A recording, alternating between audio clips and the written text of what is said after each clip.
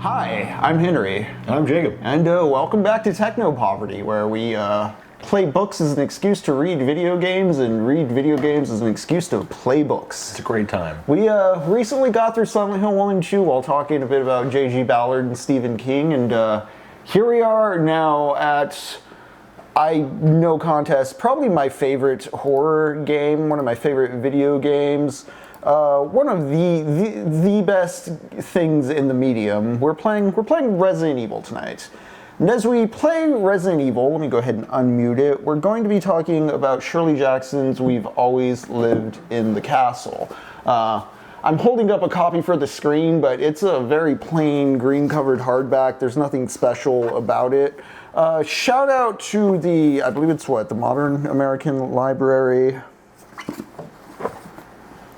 I always forget what this publisher... The Library of America. The Library of America has an excellent Shirley Jackson volume that contains We Have Always Lived in the Castle, The Haunting of Hill House, The Lottery, and then a bunch of her short stories. And it's one of those nice little compact hardbounds with its own little bookmark.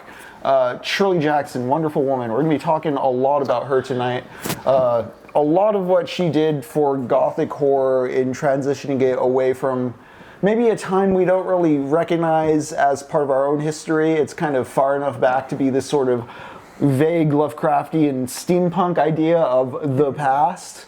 You know, when you look at like H.P. Lovecraft and Lord Dunsany and all of those dudes, there is a sort of retro coloring we place on them for being so far back away from us that it's not very easy to imagine ourselves in their world without, you know, putting on some kind of cosplay to go along with the universe. But Shirley Jackson published the We Have Always Lived in the Castle in 1962. I believe it was her last novel before her death in 1965. She is an excellent bridge in horror of just speaking in very plain modernist language, very psychological language about just the psychoses and neuroses of American culture, the things in America that are driving us crazy. We are haunted. Not necessarily on a literal sense by ghosts, but, you know, there's things in American culture that... that haunt us. Yeah. I was looking a bit into it because a bit of We've Always Lived in the Castle, the village it takes place in, is modeled off of a small Vermont village she lived in where she faced some, like, anti-Semitism and anti-intellectualism. I'll talk more about it. It says it on the Wikipedia. I forget the specific town, but I'll talk more about that as we get into the game. But yeah, we're playing Resident Evil, originally in 1996. I believe this remake for the GameCube originally came out in like 2001, 2002. Sorry, I got so enraptured with We Have Always Lived in the Castle and Shirley Jackson in general that I forgot to really refresh my Resident Evil knowledge, even though... Here's what we're doing, gang. If you look at the screen right now, I'm loading up a save, Jill 00, cleared data. That's just a previous game run through I made, no saves. I'm gonna play Once Again mode, Jacob. Once Again mode spices things up a little because I've played this game a few times, but yeah. It's a good one. It is an excellent one. Like I said, I was just doing the math, and I was 7 years old when this game came out. This one? Yeah. 1996? Yep. What about, look up the GameCube, because this is a remake. 1996, I believe, was the PlayStation 1 version. Oh, wasn't it? Perfect, yeah. 1996, I was a young 7-year-old boy. We're going to play as Jill Valentine because she is the main character, and she is the best Resident Evil character. You can play as Jill or Chris, but I mean, Jill's the one that got into Marvel vs. Capcom 2. Yeah, I'm like, if you're a completionist, obviously you're going to do a Chris. So 3256, Once Again mode, because I am... It's a new game plus, basically. I don't remember all the considerations, but one of them is there's a zombie roaming the mansion who's strapped with grenades, and if I shoot him, he blows up and it's game over. So I have to be on the lookout not to shoot that zombie. Oh, that's kind of fun. Yeah. So something's been happening at the edge of town, Jacob. Families are getting eaten. Where are they now? Look, Chris. Oh, fuck. Bravo team's helicopter was a derelict. Man. I still remember the first time seeing someone play this game, being horrified.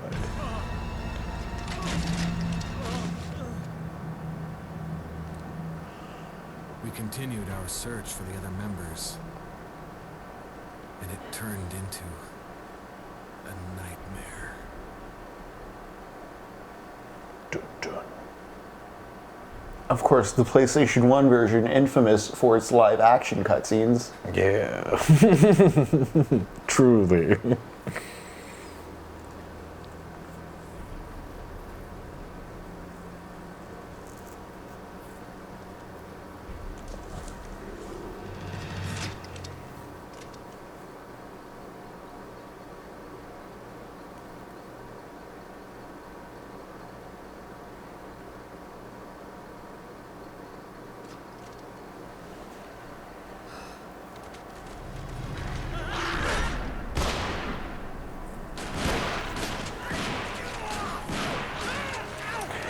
Yeah, 3256. Like, I love how well directed it is, considering what they couldn't do as far as facial expressions and stuff yet.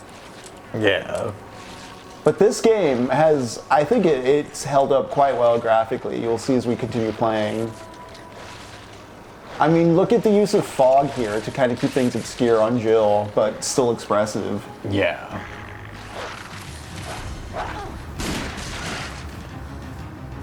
Yeah, true. Every time 3356. Especially because this is the pre-rendered background game. It makes so much use of those pre-rendered backgrounds, as we're about to see. It's like, it's brilliant. It's such a cool thing. It's kind of like how, what is it, the guys who made Crash Bandicoot hacked like the PlayStation in order to get it to work how they needed. Like, I love stuff like that. Oh no, Chris. Chris, this way. Chris, this way. To jail. Gee, Wesker's really calm about all this. Love that. Captain Wesker, why are you so calm about this? Are you just a cool guy? Surely my superior officer, he's just a cool guy. We're just cool cops on a cool mission to save people. That's what cops do. Yep. That's why this game's so good, because I forgot this was on the PlayStation. enter the survival horror. Yes. Yeah, we have this rigged up. The PlayStation's actually like around the corner. It's a great system. Left now. Captain Wesker. Right, exactly. He wears sunglasses and of course he's a cool We guy. don't know where Chris is, damn. Shoo. What is this place? Not quite your ordinary house, that's for sure. Hey, Wesker, where's Chris? Jill, no. You don't want to go back out there. Swear to God, Jill. But we've got to find... What was that? Chris? No. What up, AR Berlin? We just started Resident Evil, and we haven't talked about We Have Always Lived in the Castle at all. Yeah. So you're joining just in time. All right. You two go. All right, Captain Wesker, you secure the area. We'll go investigate. So right off the bat, Jacob, we have our well-meaning special forces, small-town cops, Yeah. in a spooky, scary Edgar Allan Poe mansion. We love our scary Edgar Allan Poe mansions, don't we, folks? It's doing that great thing that, you know, Japanese... Silent Hill is doing this too, where it's just like Japanese developers taking every Western thing they like and slapping it all together. I love that. Yeah. It's so cool. You know what, gang? I don't know how ubiquitous the concept of Resident Evil's mechanics are, but we're not going to save. We're going to see how far we go without saving. This. We're going to play risky tonight. We have one dangerous zombie on. We're not going to save. Let's just see how far we go. Yeah. Jill, see if you can find any other clues. Creepy mansion. Let's just hope it's not Chris's.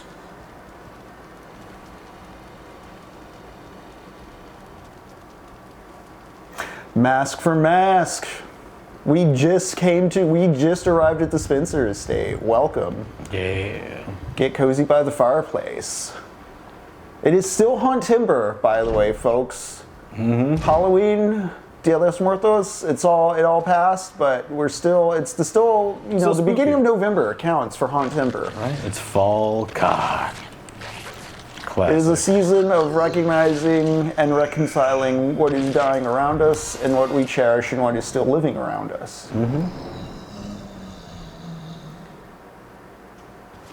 Oh boy, a zombie.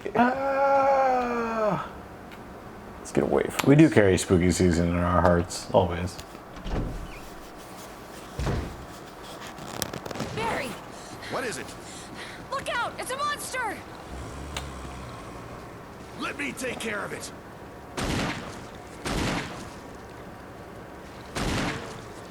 Mask, I've never read The Lottery, but it's in the compilation I have. I'm looking forward to it though, especially after We Have Always Lived in the Castle. Killed by this thing. Let's report this to Wesker. Yeah, let's go find Captain Wesker. Alpha Team. Alpha Team. Alpha Squad. We're so cool. We don't sit in the chair. Huh? I guess that monster got back up. The specter of Marx is haunting us or something. Or something, yeah.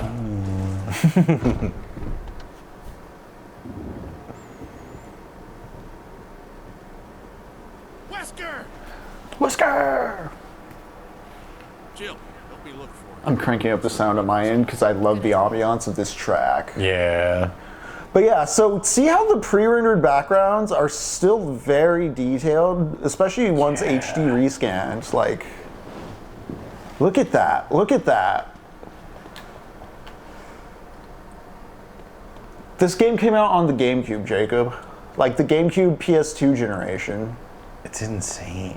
And granted this is a bit of an HD retouch. Oh, look, a spooky door. I'm honestly surprised at the boob physics in the moment. Yes. I'm just like, that was still such a thing. Still in such a moment. Any luck, Jill? No, nothing. What's going on around here? I Stars. can't figure it out. Same here. Chris? First Chris, yep. There's not much we can do. We can search for Classic a setup. I'll investigate the dining room Okay, then. I'll try the door on the other side. with you. This mansion is gigantic. We could easily get lost. Yeah. Start from the first floor. Okay. Oh, I almost forgot. Good call. Good It's call. a lockpick. You'd make better use of it. Always wanted a GameCube, but did not get one. Lockpick. Ooh, nice. Thanks. I may need it. Listen, Yep. if something happens, let's meet up in this hall. Got it? Okay. I'm kind of curious because, like, as a police officer, you're gonna face a lot of stuff. Like, what does that mean? Like, what level of like stuff happens? Right. Is the like, all right, well, now we need to go this way. 2 youths. Yeah, dinner or live beach volleyball. Yes, Master Mass. Thank you so much for reminding me. Ba-da-ba, Da, da. ba-da-ba-ba-da-ba-ba. Ba, ba, ba. All right. So The off lighting. I love the fire stuff. off the bat, this map is going to be a bit different than Silent Hills. This is way more of a board game or a tabletop game in its approach. When Resident Evil debuted, the PlayStation 1 at the electronics trade show that year in Vegas, it was like the talk of the town. Damn. It was the PlayStation 1's kind of killer app right at the start. I mean, it makes sense. And it does stitch together a lot of very board game-esque and adventure game elements into like a fun, playable 3D package. Dude, just the pre-renderedness of the backgrounds was just so. Oh hey, a So VHS, cool.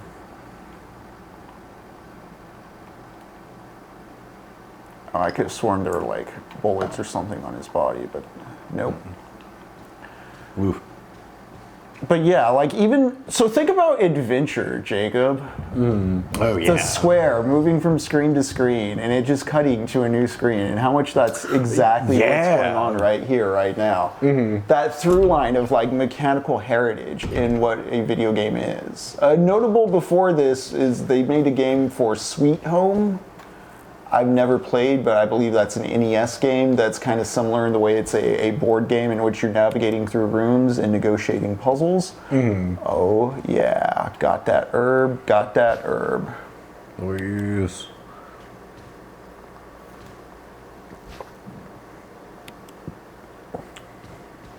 I love getting all those herbs. Hey, look, a dude collapsed on the floor. It's in death. What happened in this mansion? So yeah, we don't know what happened in this mansion. We were just investigating. There's been some murders at the edge of town, and our comrades who were investigating didn't report back, so we followed them, and we were mauled by rabid dogs of some sort. And now there's monsters in this hallway? What is going on? Look at this buddy here. Who is this guy? What happened here? It is so many questions. But also, it's instantly evocative of like the American Gothic. You know, big spooky mansion, ghost stories, something happening at the edge of town. I just want you to keep that in mind. We are starting with very 1800s American superstition. Hi, buddy. Get away from me. Oh, that looks important. Oh, yes. We will take the golden arrow. Oh, no. Yeah, I'll take these bullets. See, tank controls when you know what you're doing suit the game well. Mask for mask gearing up to go inside of these places to investigate. Full mask, gloves, eye protection, respirator. You'd be sweating so much in those things. Got me a dagger. Now, if you notice, yeah, emergency evade. Using defensive items since the daggers will allow you to escape momentarily when grabbed by an enemy. So the dagger I picked up doesn't take up an inventory space. This is something they added into the remake that's not in the original. Oh, gotcha. Yeah. Okay, all right. Yeah, see, I have it equipped. You also can get these tasers. They're very effective. Again, though, I forgot about the tasers.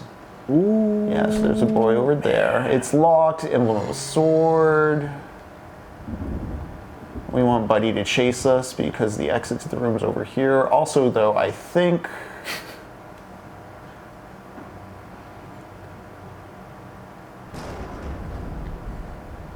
That statue, I'm like, always looks movable. Where is he? Where is he? Where did him go? Okay, cool. That's where I want him to be. So, complete opposite of... Remember in Silent Hill 2 how blasé I was about enemies? Yeah. Okay, Resident Evil is very much about managing hazards. The threats or the demons of the past, like... Yeah, you can read metaphor out of these monsters, but they're fucking monsters. They're going to kill you. Yeah, that is their want. Understanding the thing, you still have to fight it. Okay. Oh shoot. It's cool. It's cool. I got a dagger, so he can do that. I can just run by. Now, something this game also added is the Crimson Head. The Crimson Head's only in this game. And what the Crimson Head zombie is, Jacob, is... That sounds familiar. When you kill a zombie in this game, you either have to pop its head off, or you have to set it on fire. If you wait too long to do either of those things, and it's just lying there long enough, it will get back up, and it will be faster and meaner. Oh. It turns into kind of like a running zombie, like a... Oh, hell no. Yeah. 20 days later, kind of like... Yeah. Keep in mind, this was around the time of Zack Snyder's Dawn of the Dead, so that is very much on the mind here. Like, hell yeah. You know, the original PlayStation was very much Night of the Living Dead. This one, you know, a few years had passed, like Resident Evil had sort of become its own myth.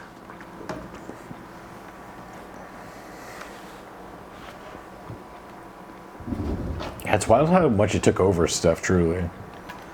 One of the earliest like video game movie franchises, you know what I mean? Yeah. Like, there were other video game movies before it, but it got three theatrical release movies, 4. Oh, dude, so many. I want to say there was like 6. Yeah, quite a few. Yeah.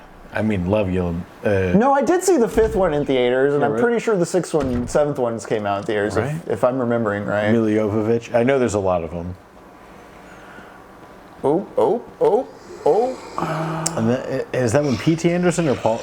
Right? W.S. Anderson. W.S. Anderson, that's what it was. It's always the confusion of in very different Two engraved with directors. a picture of an angel, indentation in the shape of an arrowhead. We'll break off that fucking thing. Cool. Hermann for Paradise is reported as the poor man's emerald, eh? Let's use it. 20 Jovovich movies. And yeah, exactly, Kevin Quasar. Imagine a P.T. Anderson Resident Evil movie would be like, I know. honestly, pretty great. Considering one after another, yeah. Like, oh, But yeah, so, you know, Romero, and here's the thing. So, I'm trying to get around to talk about the book, but at the same time, there's so many directions, because there's so many references. I was going to to say, this. there's a lot of things happening. Shirley Jackson is the bridge between Lovecraft and Stephen King, and I mean that is the highest possible praise. At the same time, I think that's a huge disservice to her because she's operating on just a whole nother level of horror that I think we've fallen from, if I'm to sound like a nostalgist about it, because she's talking about how people like the concept of becoming haunted, especially like before I get to We've Always Lived in the Castle, like The Haunting of Hill House, Abigail becomes so enchanted with Hill House. She becomes haunted by this idea of being another person in another place in another time, and like, if only my life went some other way, if only my life went some other way. Like, she's so removed herself from the present that it destroys her. Damn. You know, and that's Yeah. more shocking than any literal ghost story. And We Have Always Lived in the Castle is also very much about characters who are like psychologically damaging each other and being superstitious characters, but the story itself not necessarily having like supernatural elements. Okay. And so like I just think like after that a lot of pop horror goes into this Stephen King mode of like it's doing the same thing where it's trying to like psychologically rationalize monsters, but like Stephen King still like literally throws a fucking vampire into the story. You know what I mean? Yeah, Like it's yeah. like There's a Jackson's physical like manifestation. I don't want to sound pretentious in saying it's like intellectual what she's doing, but it's the smartest I've ever seen horror stuff. I've been both very impressed with The Haunting of Hill House and We Have Always Lived in the Castle in that sense. yeah. And I mean, The Haunting, the adaptation of The Haunting of Hill House from 1963, just a well-made movie, and it's pretty much operating on the fundamentals of what the story's going for. Like, oh man. Yeah. Look, we got the map. God. Oh, I guess I should also... Now, if I remember right, if I go down this hallway, I think there's an ink ribbon on the wall, but it also spawns... Oh no, it's a knife. But it's gonna spawn a guy. I might end up accidentally using it anyways. Let's see. No. But yeah, so I bring up The Haunting of Hill House, the psychological like torment of like... Boom, go on by.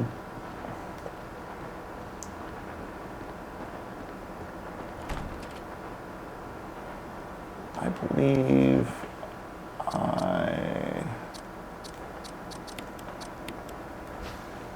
Yep. Hell yeah.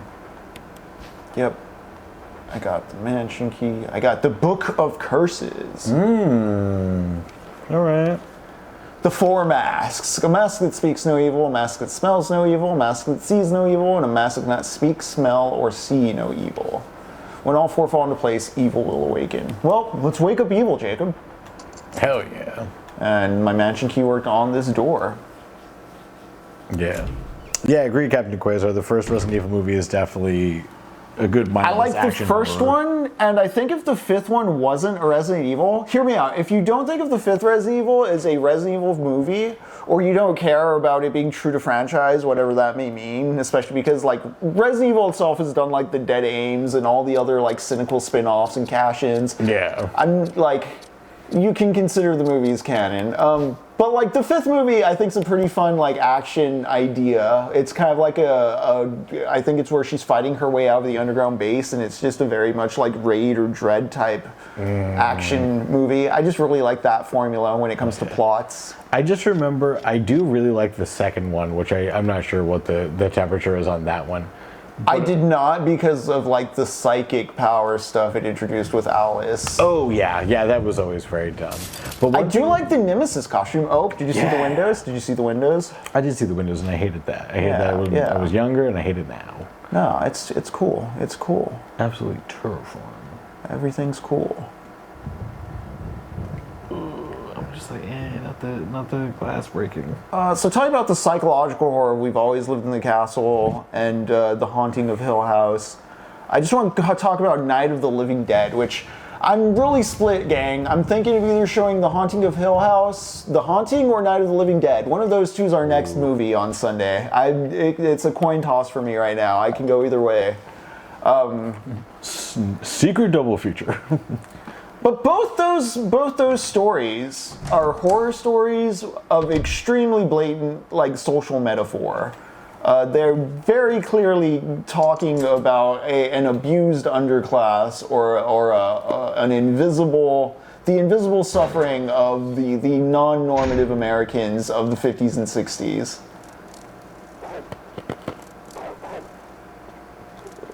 Oh, dang, Captain Grazer, you bring up a very good point that we can stream Night of the Living Dead here because of the public domain aspect of it. That is true. Okay, so maybe we watch The Haunting on the Discord, Night of the Living Dead here. Also, I'm rich with stuff. Ooh. Actually.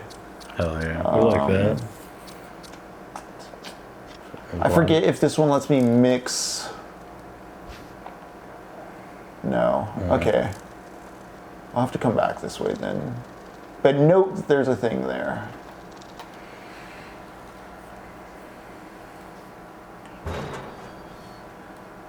Because I want to prime that for when we get to what makes Resident Evil really work for me by talking about what makes Night of the Living Dead really work, which is like the middle of the Night of the Living Dead when that family comes out of the basement, the White family. There's a whole argument they have with our main character, who of course is a black man. That basically boils down to we like, hey buddy, we boarded up, we found somewhere safe, we're all locked up here, and just because someone else might need help, you're asking us to step outside. Like, it's the basic social, it's the civil rights metaphor. Like, you know what I mean? It's like, hey, like you're asking us to give up some of our comfort for your for like a better social safety net for your freedom. Like.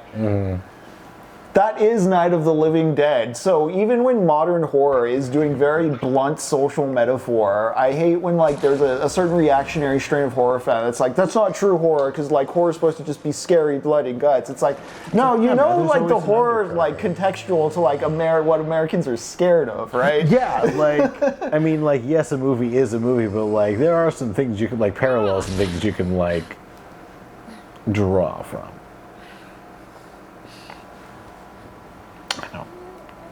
The zombies. Same, Joe. Same.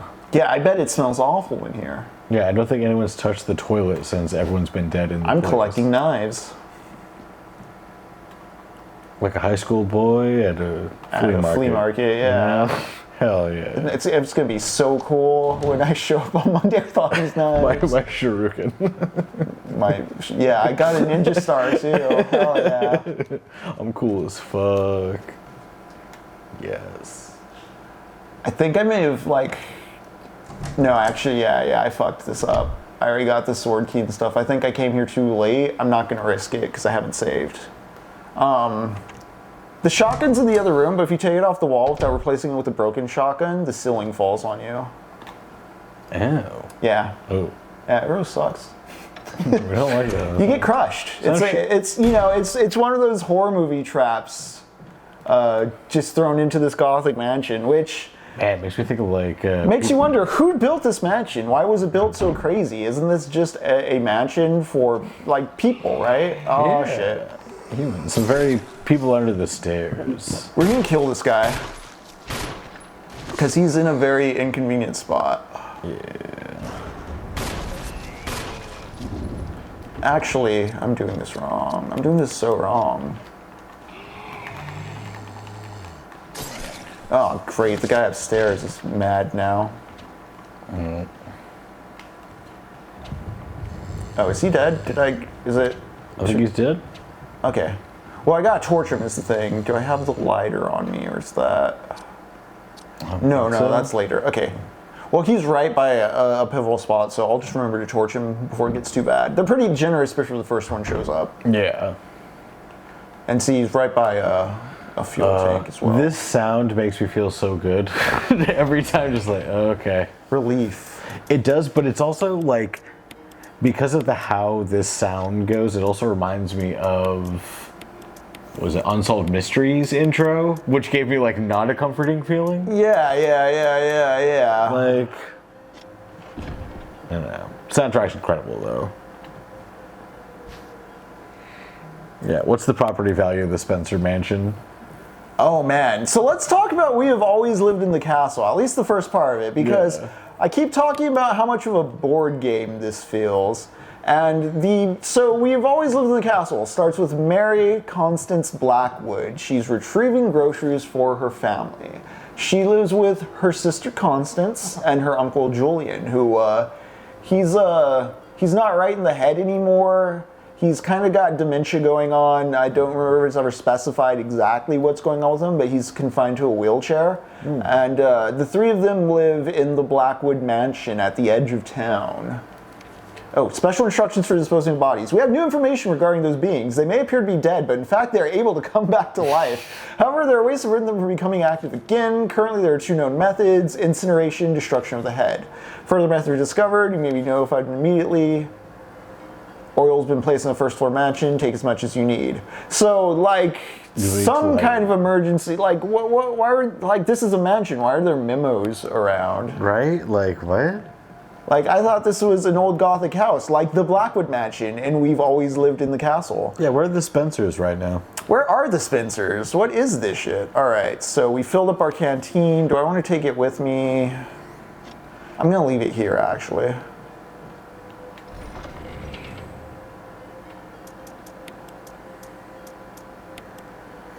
And so Mary and her sister and her uncle, they're the only surviving members of their family.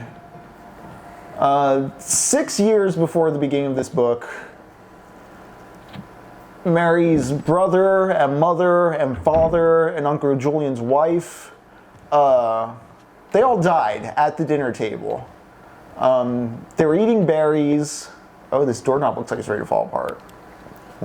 We'll risk it for now. They're eating berries coated in sugar. Turns out the sugar was actually arsenic. Yeah. So Uncle Julian did not have a lot of sugar on his, so that's why he's in the wheelchair and why he's kind of deteriorating mentally. Uncle Julian, Uncle June. Mm-hmm. Uncle June. Uncle June. Constance never ate sugar on her stuff. So she didn't die, she just got to see her whole family die. And Mary was in trouble and upstairs in her room, so she didn't even realize it happened. Damn. Yeah. Oh, do I hear? Yeah, we have some friends with us. Fucking no dog. No thank you. No sir.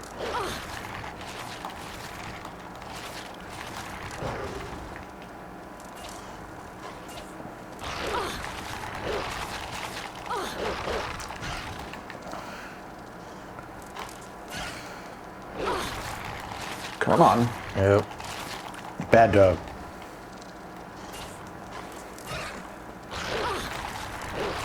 Am I just gonna eat it? Yep. Alright, well, I'm not shooting zombies, so I'm gonna use bullets on the dogs, because they don't crimson. Unless I just miss. Yeah. Kurosawa, Mary never had the makings of a varsity athlete. I don't know any of the characters, just wanted to make that joke. Yeah, Mary never had the makings of a varsity athlete. No, she wasn't gonna make it. She wasn't. That dream, that is honestly one of my favorite, like, visuals of a dream is that episode of The Sopranos whenever, like, the bullets are like chocolate and just, like, melt. It's just so confusing. Beautiful. Wonderful episode. But here's the thing. So the Blackwoods are an old money family, or were an old money family in town. However, because of this, they owned a lot of property in town. Yeah. But everybody in the village hates them. Oh, gotcha. Everyone's Like they're the as local, usual they're the castles. local Dracula family. Like they're the rich people. Like Keep to themselves. yeah. All right. Need an armor key. All right. Sorry, buddy. Not today. I should go through here though. Ooh, excuse me. The opening of We Always Lived in the Castle is Mary doing her Tuesday chores, which is she goes down to the grocery store, gets groceries, goes to the library, gets books, Yeah. stops at a coffee shop, sips coffee, goes back up to the mansion. And she imagines it like a board game. It's really fun to realize you're reading a book about a girl failure who's a gamer in the 60s. Ladies can be losers too. Yeah, no, Shirley Jackson is she acknowledges that, and I think that's part of what's great about her fiction is she's writing at the time about like girl failures, and it's like an image of women you didn't see in the pop culture because of like patriarchal expectation and such. Yeah, for sure. I understand not wanting to participate in the gender norms of whatever. And so, you know, especially like because the townspeople will taunt her because everybody thinks Constance killed the family. Yeah. Even though Constance did not do it. Damn, so she's just still getting the flack for it? Yeah. And so Mary's walking down the street and people are like, Mary Cat, do you want a cup of tea? Like, they have little rhymes they sing at her and stuff. It's real fucked up. Oh, man, that is so Think fucked. about being hazed in, like, so the novel came out in 1962. If you want to think about it a few years earlier, like, just, like, imagine just the 50s small-town America. No. Yeah. And, like, these people were probably, like, huge asshole, like, robber baron magnates, like, local feudal lords, basically, back in their heyday, you know, old money. And now, like, they've wilted away, like, they're some stupid thing they did to themselves killed off most of the family. Like, the remaining ones are still there to just be teased by the local townsfolk. And so it's a very antagonistic relationship. Yeah. But yeah, so Mary Cat imagines it like a board game. Her little trips to the grocery store weekly. And you also realize she has like little rituals around the mansion as well. Mm-hmm. What do I want to do here? What do I want to do here? I want to go...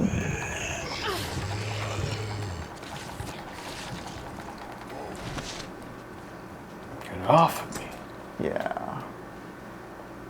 We're kind of just going in a circle for a moment. There's going to be a lot of dudes in this hall, if I remember right. Yeah. Couple boys. I get this thing. Wooden mount. Oh, I'm in pretty bad health, actually. You're hurting. Armor emblem. All right. I think there's a dude who breaks a door. Yeah, use the sword key. Nice. Think I run back into Barry out here? Let's see. Nope.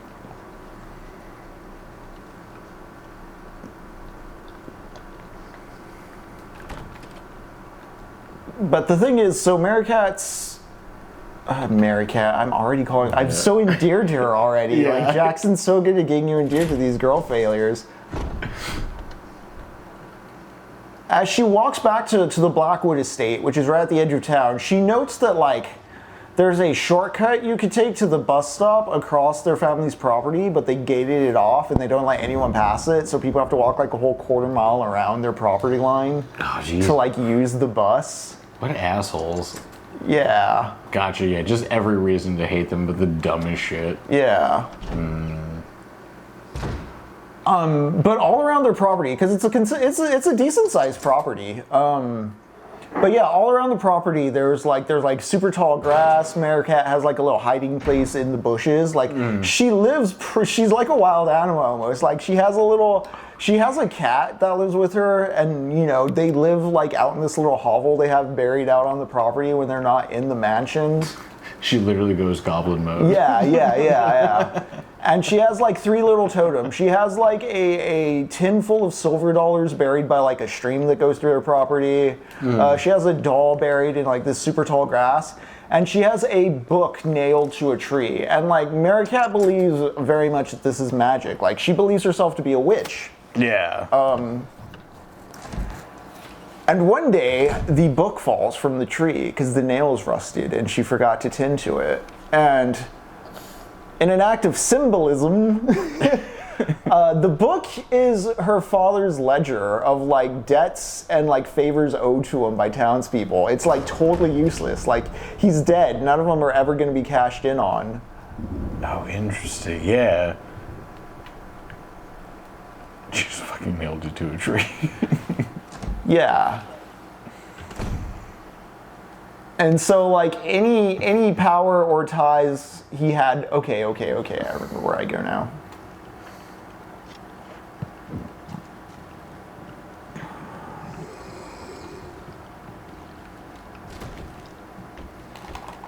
Oh, hell no. Oh, Captain Quasar was saying... So you feel Jackson was the first to bridge the past to the modern Gothic and stuff in the US? Yes. Because...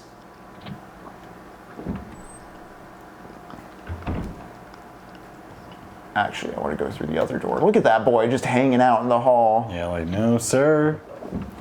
Yeah, Jackson, again, I both mean this as praise, but I wish I could find a better way to phrase it. The bridge between, like, Lovecraft and, like, this kind of, like, old-timey sense of horror as, like, the Gothic or, like, the steampunk with, like, Lovecraft, Edgar Allan Poe, all those guys. Yeah, and, like, Victorian Stephen era. King and Clive Barker, who are much more, like... Contemporary, like, speaking in not archaic language. Yeah. Because that's a problem with Lovecraft, especially, is how archaic he's trying to sound. A crumpled memo. Today, Sir Spencer told me to hide something where no one could find it. Well, I had this idea. I figured if I could somehow protect it by a dangerous animal like a vicious canine that lives here, no one would be able to get near it. As far as I can tell, the mutt's always hanging around the second floor balcony on the west side of the terrace. He ought to come running at the sound of a dog whistle. This is where you come in. The thing is, I reckon you're the only person that can get near that damn dog without risking a serious mauling. Which means only you can put this collar on him. The object that Sir Spencer once hidden is concealed inside. You're the only person I can trust with this. Of course you'll get something out of it as well. Remember that certain item you've always wanted to get a hold of? Well, in exchange for services, I just might be able to... Yeah, okay, John Tolman. Got it. Sure, Okay. buddy. Bullets. Nice. Clark Ashton Smith's stuff is the same way, but it's better than Lovecraft. Yes, huge agree there. Haven't heard of I him. love Clark Ashton Smith, Lord Dunsany. Hey, a lighter. Oh, all right, let's burn some motherfuckers. Yeah. Okay, cool. Light 'em up. We're going to clear out this room right outside because it is a crucial room. I might die, honestly. Yeah. Let's see if I can get... Cool. Nope, I'm good. Yeah, it's a good call. Just stay right the fuck away from that. And now that we got the lighter and the dog whistle, we're gonna do some stuff. We're gonna do some alchemy, Jacob.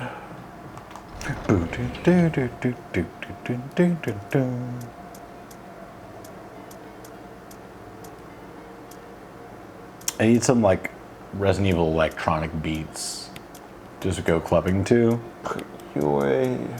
Oh yeah, those definitely exist. But and there has to be, if not. Barney, stop licking your toes.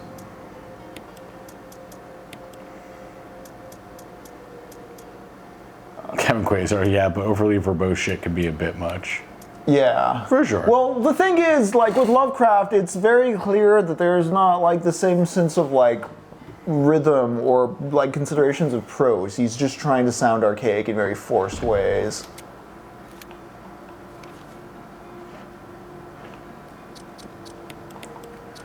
Okay, we're going to... Well, we've only killed the one zombie, right?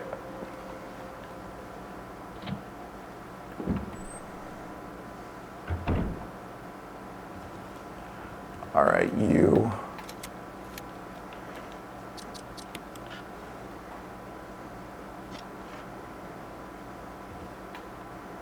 Damn it.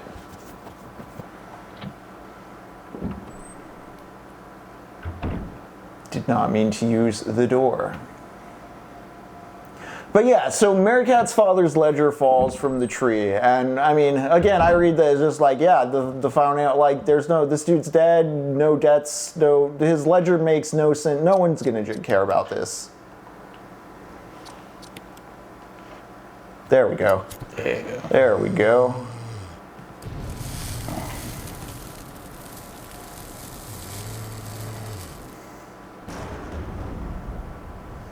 Cool. I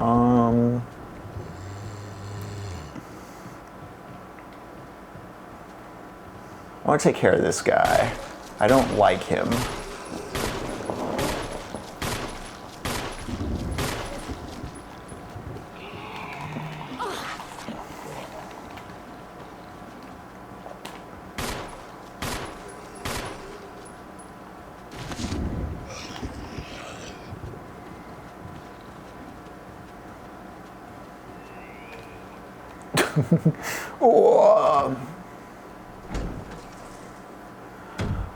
But see, much like a board game, I'm being very considerate about like what pieces I want to move where. Let's mount this. Let's light it.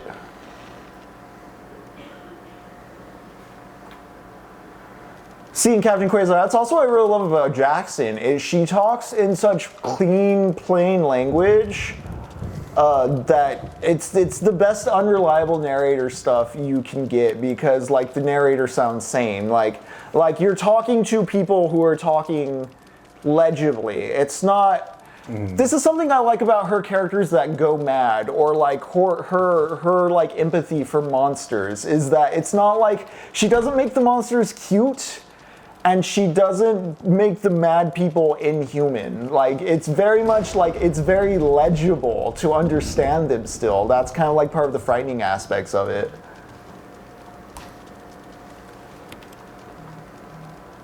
Got our green herb. Got our map. Doing good, Jacob. We love this. Let's post some things to the Discord. Some lovely memes. Also, I just want to compliment the lighting in this room and the fireplaces in general. Now that I think about it, I should have gotten some of this for the HAUNTEMBER marquee. Oh, you know? yeah. Just Jill chilling. Right, relaxing. But so the father's ledger falls, and Merricat's spell is broken. The property is no longer safe. Her cousin Charles shows up at the house. Ooh, how serendipitous. Yeah, and cousin Charles is like 32 years old. Oh man, I thought I downed him. Yeah, bro, we gotta burn you, bro.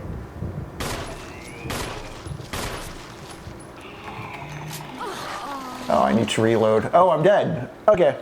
Ah, well. Fine by me.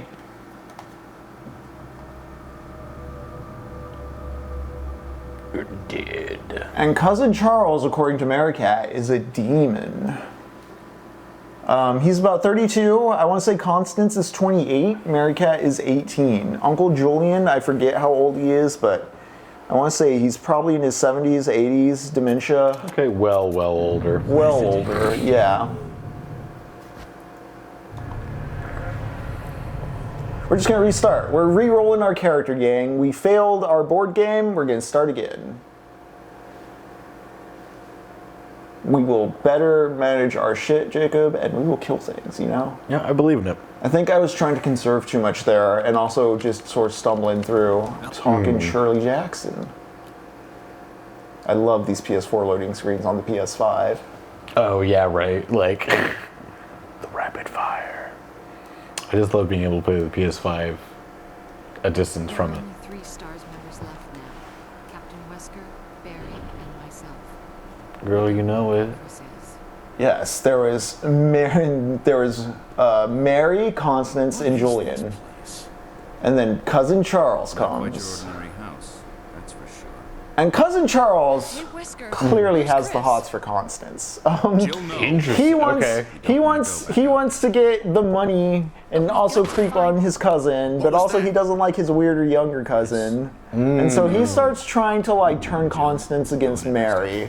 It gets very very scary in an adult threatening a child way. Ugh, creepy. Yeah, you're very scared for Mary Cat throughout the central act of this book because like her older cousin is like very much making her look insane to her sister. Ooh, damn. Okay. Yeah. He's also very mean to Uncle Julian. But Mary Cat wants to be nice to Uncle Julian always. Yeah, no reason to be mean to him. She's always telling herself, I will be nicer to Uncle Julian. She's also always saying she's going to live on the moon. Oh. Yeah. Well, I mean. On the moon, no one can hurt her. That's a very powerful part of the opening, actually. As she's walking through town and getting hazed, whenever it's getting too much, she's like, I'm just imagining myself living on the moon. That's how she disassociates. Yeah, you just disassociate and go live on the moon for a minute. I feel Yeah, you. yeah. Alright. It's interesting both how miserable Mary sounds, yet how like endeared to her you are by the end of that first chapter. Because it's like, okay, yeah, she kind of hates everyone. And is from like what seems to be a weird old money family that has feud with everybody in town and seems very petty. But then at the same time, like the townspeople are being assholes to her. Yeah. They are creating their Frankenstein Right. monster. Yes. Yeah. Arborland, stuff falling from a tree shouldn't that be a fruit or descendant when it's a family tree? Okay, I'll leave the literature to you.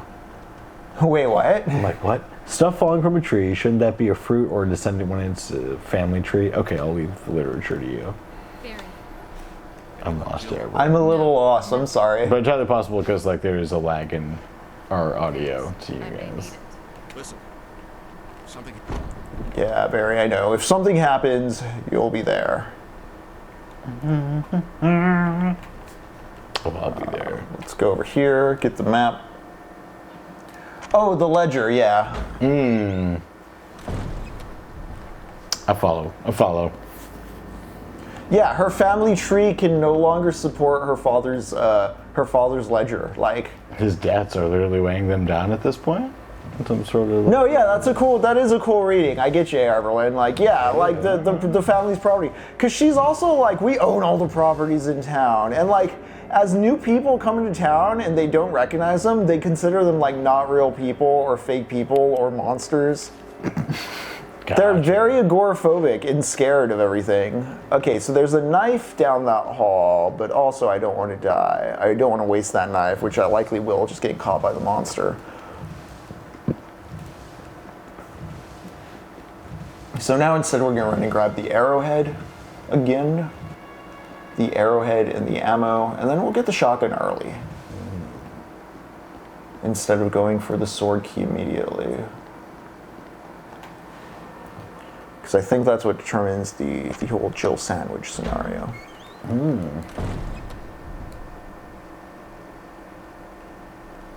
I just love throwing words around and getting anything. AI will definitely replace me as a B. Oh no. Sup? That's honestly very funny, but I feel you. AI isn't replacing anybody. AI is... It's not even AI. AI is just, yeah, it's just inducing psychosis. you Yeah, know? truly. Like it genuinely, it's not artificial intelligence. It's fucking math.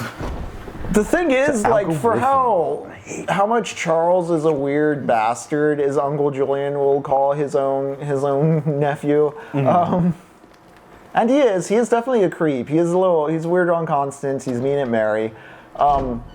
Constance does need to get out of the house. Like her goblin sister is being a goblin. Like it really is like she's just in this in this house, like after this tragedy, and she hasn't left the house. She hasn't gone down to the village. There's other like high society friends of their parents that still come and have tea with them on the weekends, and they're always like, when you come out to the village, you can come out, like, Yeah, we come want to and join see you. us. And like she wants to stay in the house, even though it's like your whole family's dead. Like you can't stay here forever. Like what's gonna happen to you? Yeah. You have to experience life. And like because like they're so pliable to that, like Charles is able to just like be like, you should be doing this, you should be doing that, like. Mm-hmm.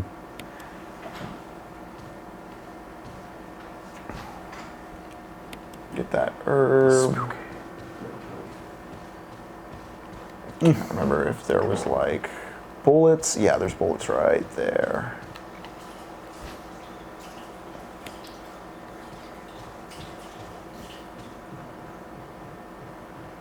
And so Maricat starts trying to do witch stuff to get rid of Charles. She's like breaking mirrors.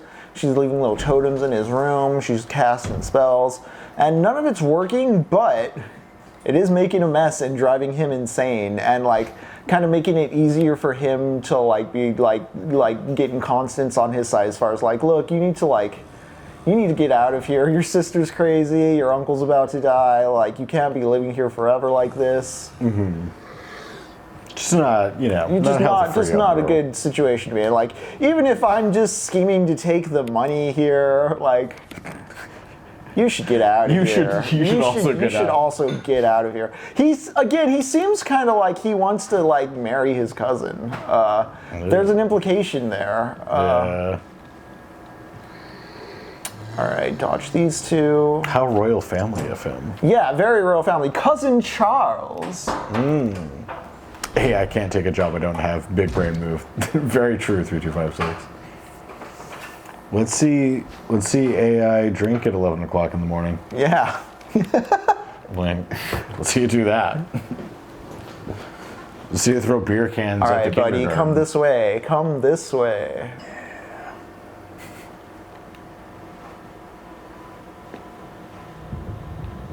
This is how you manage this tile. Like, yeah.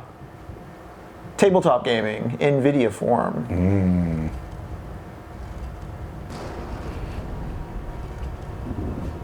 Jacob, where's the zombie? I've lost sight of him. I don't know where. Is he to the north or south? Don't know where. Probably south, I believe. You know, we're gonna leave that down there this time instead of picking it up. I wasted my inventory slots, and I had to go back to the outside spot after unloading some inventory, and then that dog got the best of me. I was just not being very efficient. That damn dog. Yeah. This is a game where if you are being efficient, you can beat it in 3 hours. That's crazy.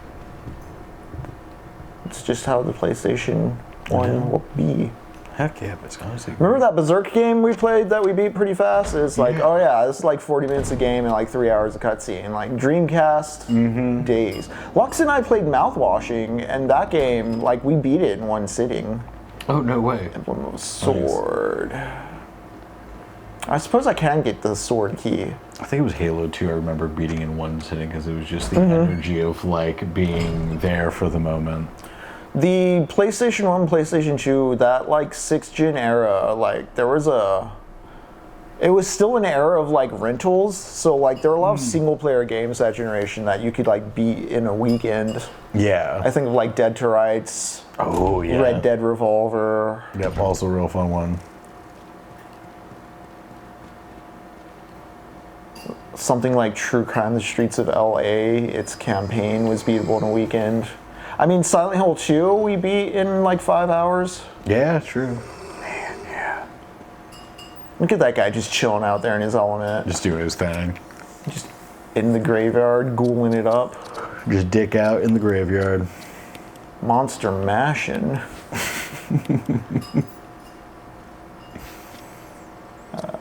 Gunter Quasar, you should try the Vampire Hunter D light novels and play the PS1 game. Yeah, I've only ever seen the Vampire Hunter D OVA, which I liked, but I know like there's other movies and stuff later down that are supposed to be like better. And yeah, I've seen the light novel around.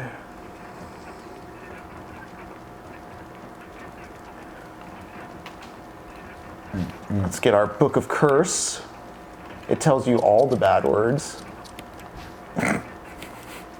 Love that idea. Yes. D. Hamill's mammal was reading outside and their toes are numbingly cold.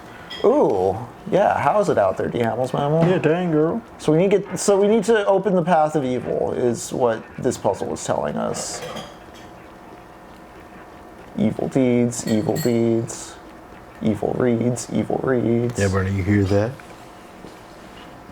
No. You hear someone, Barney? Thank you, sir. Goodbye. I like that the ones out here are naked. Yeah. They're shaking it out in the graveyard, doing that monster mash.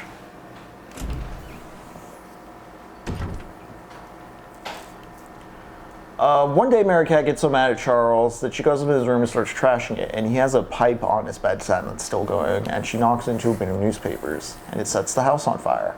Ooh. Yeah. And this is where the book really, really gets fun, because the local fire brigade comes and they put the fire out, but also it's the mansion of people they hate. So they start wrecking it. Like they're putting out the fire, but at the same time they're like throwing shit through the windows and kind of just like taking out their frustrations on the house. Man, just like back in the day with the fire department. Yeah, and just destroying it. Sick, interesting. Breaking a harp, like just the whole town's frustrations on this family being let out in this violent like rapture against the property. Against the property, keep in mind. Keep in mind, you know, Mary in her head talks so much about how this family owns the property in town and how much there's like a cousin in town who also owns one of the large mansions, and there's like, I don't know, there's a dispute between the ladies in the family, so they don't talk, but like they're also despised, and it's a big junkie mansion inside the town. Like just like these old legacy, like old money houses that are just kind of warts on this new type of like post-war town that's popping up, that, you know, people don't know these old money. They don't know the Blue Bloods. They don't respect them. They don't care that they own the property. You know, they're living in the now. It's like Grey Gardens, kind of. Just Yeah. like... There's kind of a Grey Gardens, and so they set everything on fire, and Uncle Julian has a heart attack during the fire, and Uncle Julian sadly passes away because of this. No. This shocks Constance and Mary Cat, who flee from the fire of the mansion and the crowd, and they want to hide from everybody. So they go to Mary Cat's little underground hovel, and they live in her little hovel for a moment. While the townspeople are all like, "Oh shit, did we go too far?" Oh damn, they suddenly catch themselves. Yeah. But the fun part is, and this reminded me of whatever happened to Baby Jane, because in the hovel, Constance is kind of like broken down and just sad and crying because, like, you know, the house, like the fire's put out, the house isn't entirely burned down, but like the house has been wrecked. All their shit's been destroyed. Uncle Julian's dead. It's just her and her crazy sister. And she turns to her sister and she's like, "And I know you fucking like laced the berries with arsenic." And Mary's just like, "Yeah, that was me. Like, because I know you never like you never put sugar on your stuff." Like, yeah. Okay, you see why it reminded me of what happened to Baby Jane? Yeah. Damn. Yeah. Oh, that's awesome. And it's the first time in the novel you really realize, like, oh, okay, like, maybe Mary Cat's not cute, and this is, like, a sign of a deeper kind of, like, mental issue that should be tended to. Damn, yeah. This is a really big issue. Yeah. Not just some crazy girl disassociating into wherever. And so they eventually go back up to the burnt-out house, and, like, it looks like the roof is gone, and the attic and some of the upstairs bedrooms are just gone, and the stairwell up to the upstairs is like collapsed in. But the downstairs kitchen is still viable. Damn, hell yeah. And there's some other rooms downstairs that they close off and barricade up, but then there's like rooms they can just live in this burnt out house. Like they aren't going anywhere else. They're just gonna live in this ruin. And so they barricade it up, and this is where Mary Cat makes the observation that the house they're living in is now a castle because it has like an open sky. Oh yeah, like in the courtyard or whatever. Yeah, like there's a courtyard. Like they just live in the kitchen and they like hovel out into like the main hallway every now and then. There's just like an open sky courtyard. Like what the fuck? Yeah. And you can see just like you start realizing like, oh, like again, Charles sucked. So like people start coming up to the house and knocking on the door to see if they're still around and like leaving food and stuff, which they do take when people disappear, but like they kind of turn into local like urban legends. Like don't get too close to the mansion or the sisters will eat you. The sisters will get you. Yeah. And one time, and then Charles comes up, and they hear Charles talking with some journalist photographer, and he just basically confirms what Mary suspected. He was just in it for the money. He's like, I could have swore there was a safe or something. Let's try getting in there. But like, to no avail, they tell him to fuck off. Nice. And you realize like, oh, like, they're all bad options, but also like Constance does just sort of surrender to Mary and Mary's kind of insane goblin mode way of life and fall into the rhythm of just like living in this burnt out hovel that's now covered in vines and stuff. And like she just doesn't want to take autonomy for herself. We have always lived in the castle. She like normalizes the idea of, you know, like this is just how we are. This is just what we're going to do from here on out. Like this is life. There is no moving on or growing up or growing away from this. Like, man. Yeah. What a... Yeah. Again, a horror story with, like, no supernatural elements to it. Yeah, but, like, just like a true life horror. Just a paranoid, superstitious duo of sisters, like, feeding each other's worst sides. Man, way more Grey Gardens than I expected. Yeah. Like, again, Grey Gardens, where we're having a baby Jane. Yeah. Also, it's, like, only 100 pages. It's shorter than Haunting of Hill House. Again, I picked up this compilation from the Library of America that has the lottery, it has I was gonna say Whatever Happened to Baby Jane. It has Haunting of Hill House, it has the lottery, it has everything. Man, definitely we'll have to check that. That's great though. Because Haunting of Hill House is only like 130 pages. I think this one was only like 120, 110. Yeah, I remember Haunting of Hill House being shorter as far as like books go, which was very nice. Yeah, they're all pretty short. But yeah, the true horror of just like actually losing your mind and just having to deal with. But it's always been this way. Okay, I don't want to waste resources, but damn. Okay, I'll come back for the shotgun. But I think I'm pretty safe for the shotgun. Let's see if I get it and if Jill gets smashed. And if so, am I just gonna have to start a third game? If I have to start a third game, gang, I swear I'll actually save. Yeah. It's just, okay, I've played this game, like, I've played it a lot, I'll say that much. Both this version and the original, because the original PlayStation 1 version got ported to the DS. And so you could just play Resident Evil 1 on your Nintendo DS. Oh, hell yeah. And again, this game it's made to be sped run and efficiency played, and like you can get it down to like a sharp run through. This was one of those games I would just have in my pocket all the time, and I eventually just got really sharp at it. Nice, yeah. Yeah. So I'm very used at this point to kind of just like, I don't play it to like beat it sometimes. I'll just casually start to play, see how far I can get on a lark without like dying. Oh, nice, yeah. That's so fun. Yeah, and I think the game lends itself very well to both that and also like the more meticulous, like play-by-play, like heavy consideration, resource management, never dying. The knife here is not as useful as I remember. The last traditional Resident Evil I played was Code Veronica, where the knife was very OP. Oh, man. I'm too used to that knife. I actually don't use the knife a lot in this one, I remember. The knife in the classic PlayStation 1 is pretty good as well. But yeah, that fight with the dog on the first run just really messed me up. Yeah, I was gonna say that was like a wild one. I didn't pick up the shield in the dining room now that I think about it. I also left the blue gem there, but that's cool. That's all cool. Yeah. Let's get the shotgun. Let's see if I did this right.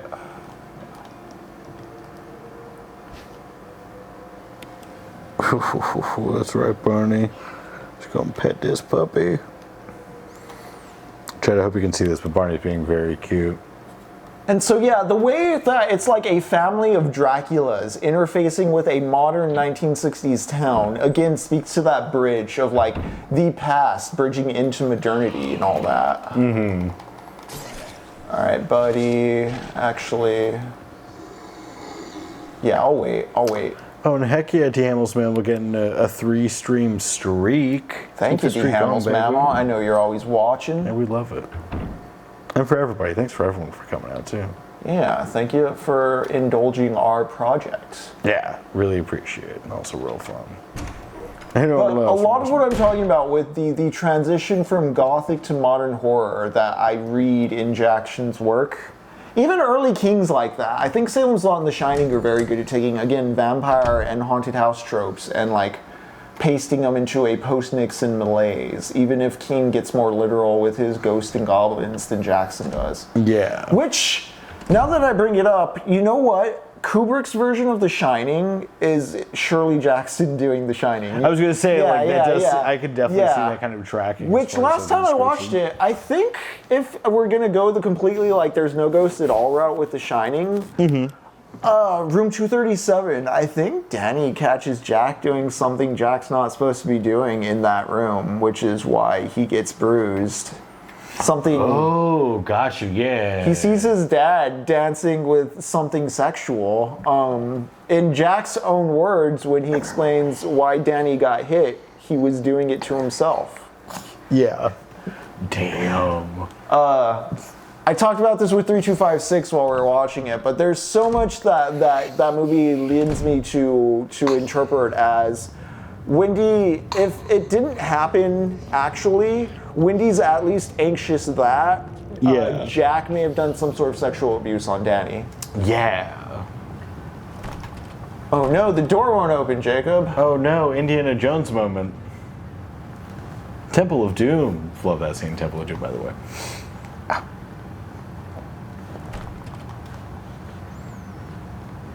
Is it going to happen? Is it going to happen? Or is she just going to die? Yeah, I did it too soon. Or too late. No. Okay. Jelly out of your butt. I'm trying to remember all this stuff after a very pro Silent Hill 2 run. Right now.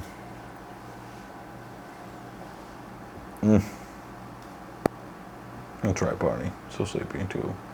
But yeah, the whole Tony is a boy who lives in my mouth, and the way Danny's framed in that bathroom scene is the exact same framing as that bear giving that man a blowjob, is what I'll say. Ooh, you know, that's a really good point. Also horrifying, but also like great. Like great filmmaking.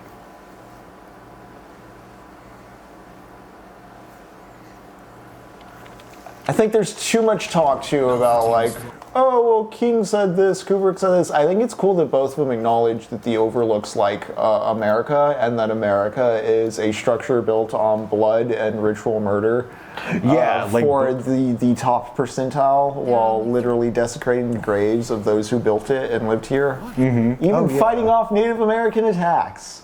Right? You're just like, well, here, like both examples, you're like, well, either way, it's horrible. Yeah, like King and Kubrick recognize the buy-in, the ask being made. I swear we're gonna get Barry to save us from the crushing shotgun room this time. We'll see. We will see, gang. We will see.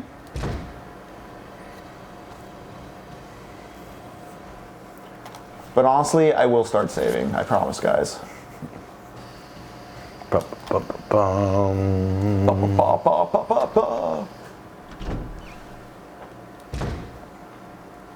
Barry!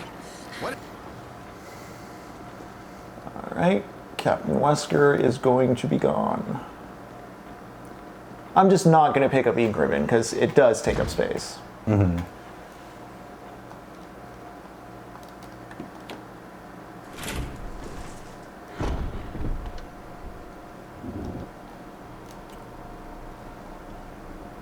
What is up, a ghost bro? Oh, Ghost Bro is suddenly haunting us. We were just talking about the haunting of Hill House, as well as Alright, we thought we could we have feel always lived in the presence. castle. Luckily, there are no actual ghosts in Resident Evil, just real zombies. Right. Real zombies. Real zombies.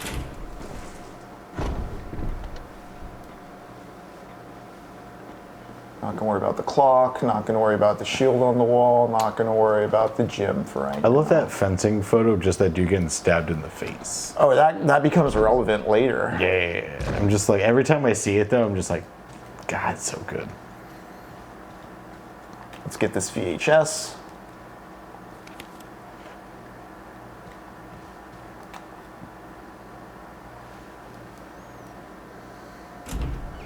So yeah, I think I need to make it to the shotgun room without getting the sword key, which I do by taking the upstairs route.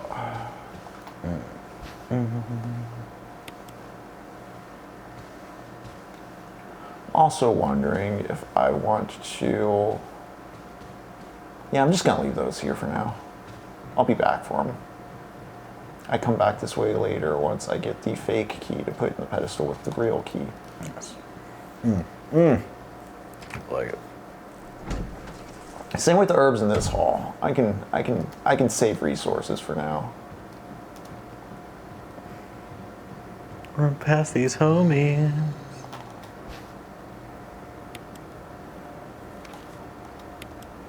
Get the arrowhead.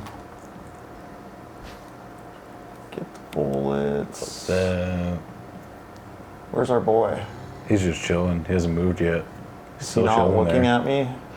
Oh. Okay.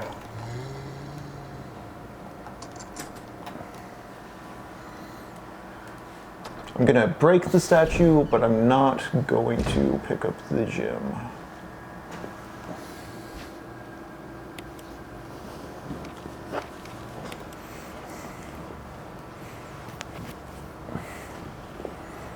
Haha.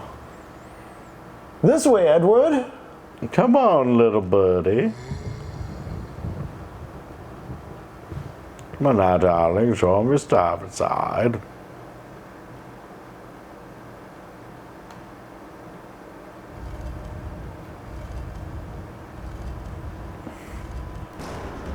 Glad you can see how cute Barney's being, because she's being adorable. Good girl, Barney. Yeah. You're our little baby dolphin. Mm-hmm. It's true. Barney, good thing you haven't seen Darren Aronofsky's mother, because you're the baby in that movie, and the crowd does horrible things to that baby. Yeah, you'd be horrified, Barney. Yeah. This is also Barney's first run through of Resident Evil, so she's enjoying She's it. very scared right now. Yep. Being cute about it, but, you know, utterly terrified. Yeah, I think if I just do this... Yeah. Nope, sword key.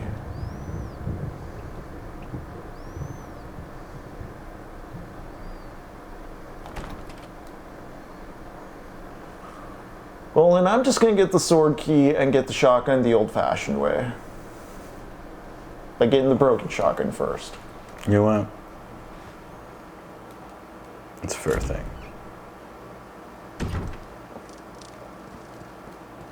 Ghost Bro, cute but hardly terrified. Same. Hee hee. My pronouns are T, he. T and he. Mm-hmm. Dick out in the graveyard.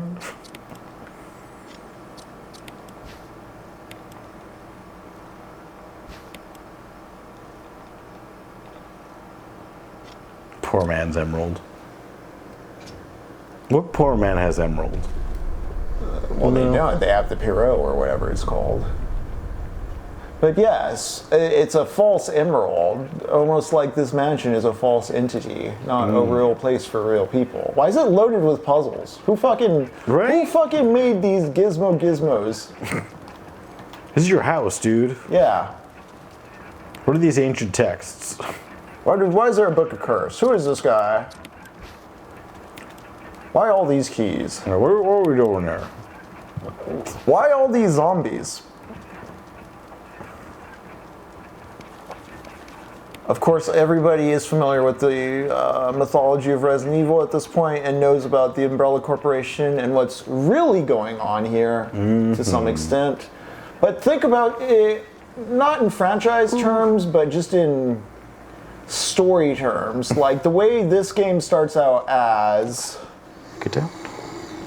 the gothic horror, the spooky mansion, the creaky monsters around the corner. Who knows what it is? And however the course of the game, we peel back the skin in the mythology of like the historically gothic, and we see the industrial gothic and the corporate horror and the fucking just the big pharma of it all. I think that's what really works with the overall franchise mythology, Jacob. Yeah. You know, people make the Umbrella Corporation a punchline in things, but like this first Resident Evil is such a good illustration of just like classic American horror transitioning into modern American horror. Yeah. 50s movie monsters and spooky scares of that sort being repurposed for the industrial age, for the internet age. Yeah. The tech age. Yeah. Aaron Berlin, curious as the trap maker's art, his efficacy unwitnessed by his own eyes. Yeah. We're gonna learn more about the architect of this place as we play this game. Right? Oh god, this house has so many hallways. Yeah. Like, can we get some rooms here? We just go in hallways. Oh, there's some rooms. I'll find some rooms. The doors. Love some good doors. I can't believe I forgot how the berry saving you from the fucking shotgun room works. Yeah, it's been a moment. Oh, I'm pretty low on health, but it's cool because I'll just get some. We're about to hit the greens outside. Oh, I just don't like that. Yep. No, Jacob, everything's fine. It's fine. Don't know about all that.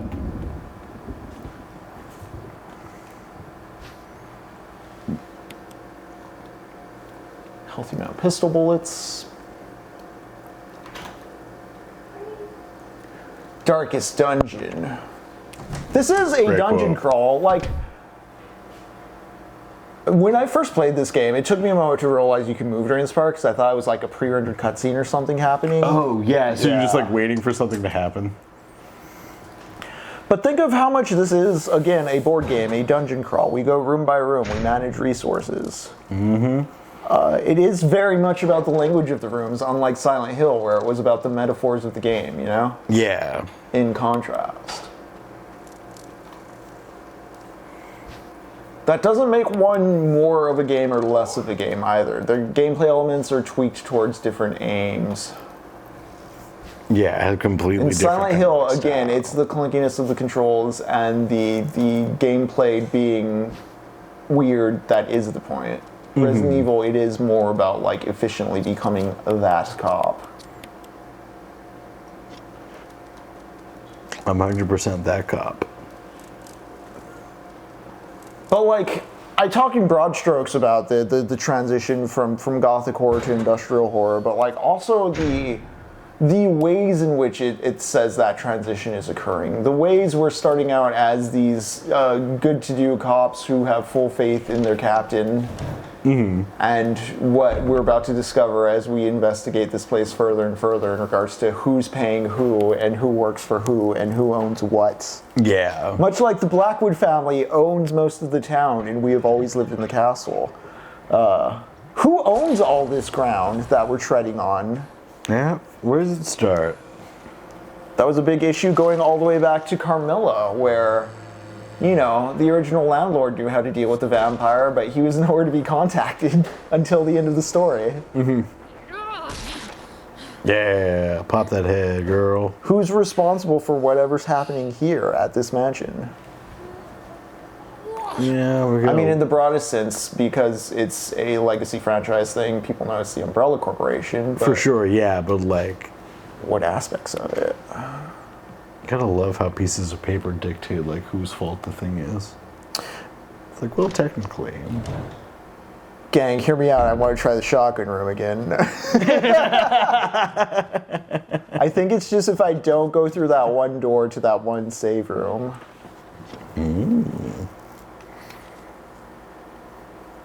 Look, if Barry doesn't come to the door, I'll run back and put it on the rack. We gonna find out. Because you have to use the sword key to get to this part of the house. I think it's just if you reach that save room before here.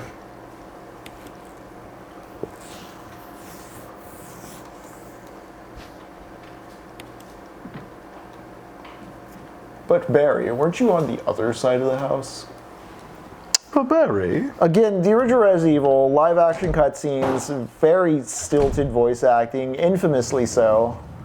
Also, look up the basement theme. I think I don't know if it's the director's cut or the original version of the game that has the basement theme that's very just kind of funny. I think it's the wrong font mapped to it.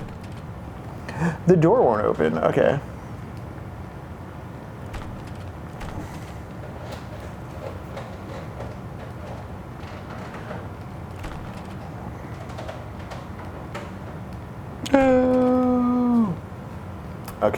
Okay. Oh? Oh god. What did I Oh, do here we now? go. Maybe I just had to investigate both doors. Oh, And I gotcha. just Yeah. messed it up. Barry! Help! Jill! Barry! You in there? Barry? Barry, save me. The door's jammed! But Stand this kind of stuff was even in the original PlayStation version, where if, depending on like my what way hands. you approached or got to certain rooms, like there's character choices. Like Yeah. we're going to have to decide over the course of this game if Barry lives or dies, if we follow through on finding Chris. There's little choice moments. They're a very classic adventure game, you know. Mm-hmm. On top of it being like an intense arcadey resource management, can I clear these rooms? Can I dodge these enemies? It is, you know, an adventure game. Yeah. Really? Jill sandwich. Nice. But Barry, didn't you say you were going back to the dining room to find other clues? I'm glad and all, but why are you here?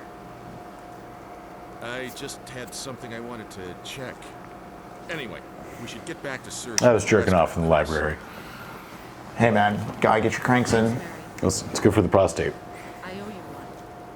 Don't mention it. Yeah, Barry, you're acting weird, but thank you. Okay. It's cool. We got a shotgun. This is useful because remember how I said you have to either incinerate or take off the heads? If you do it right, the shotgun just pops the head right off. Oh, nice. Makes it easier. So let's experiment. Let's experiment a bit.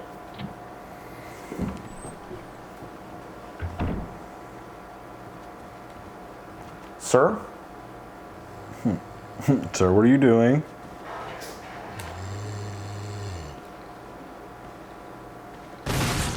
There we go. Cool. Now I don't have to worry about like burning them or anything. Head popped right off. Love that. Love it, love it, love it. We're gonna try that a few more times actually. So that we don't have to carry our own kerosene and stuff all the time. I'm gonna put away the knife. Put away the green for now. Put away you.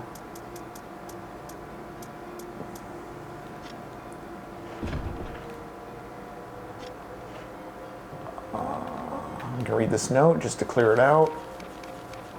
It's the one that warns you about incinerating them.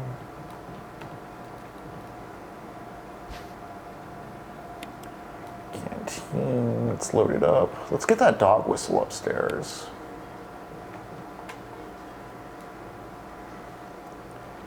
All right, Jacob, we're gonna clean house a little. Let's fucking do it.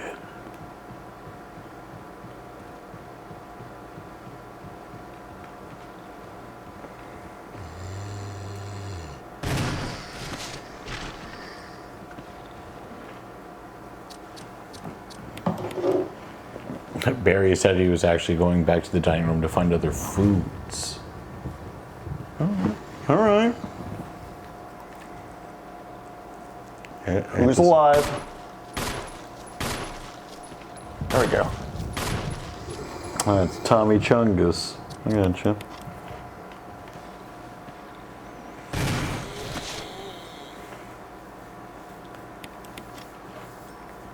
Are you dead? Dead? Both dead? Dead? Okay.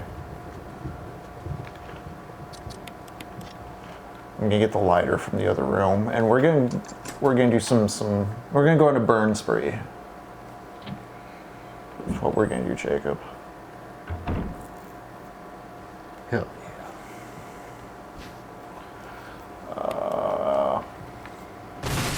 There we go, cool. yeah. Nice.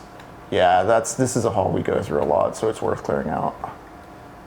This whole little area around the save room, I mean, you know. Oh yeah, for sure. Just make it easy on yourself. Yeah. Especially because the lighter's right here.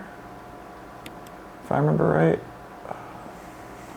Chessboard, the dog whistle. Which is key item quest, but yeah. Yep. So we gotta use the dog whistle out on the balcony over that way. Gotcha.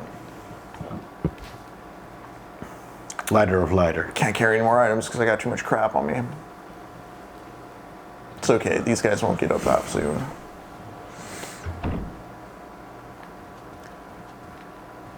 And yeah, they're dead. Or they're sleeping for now. Forehead kisses and all. I love it.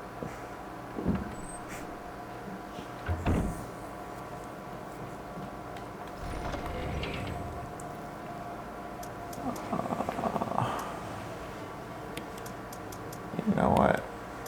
We're about to go on like a burn spree anyways, and I don't have more shotgun shells, so it's worth doing that.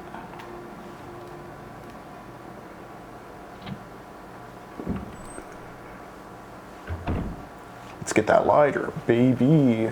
Yeah, see how like the body like disappeared for good down there because he can't get back. Nice. Love that. I kind of wish the Resident Evil 2 remake included the Crimson idea, but I do like that you have to like barricade windows and stuff in that one.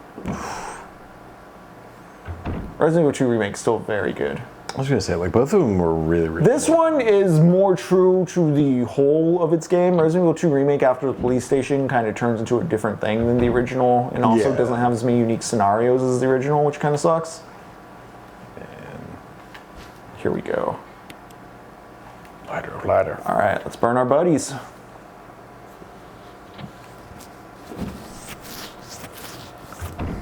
Let's burn this motherfucker.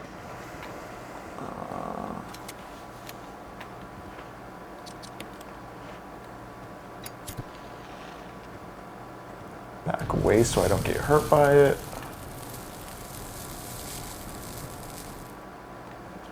Yeah, this additional little loop of management, it makes you think twice about actually eliminating enemies. I love it. Yeah.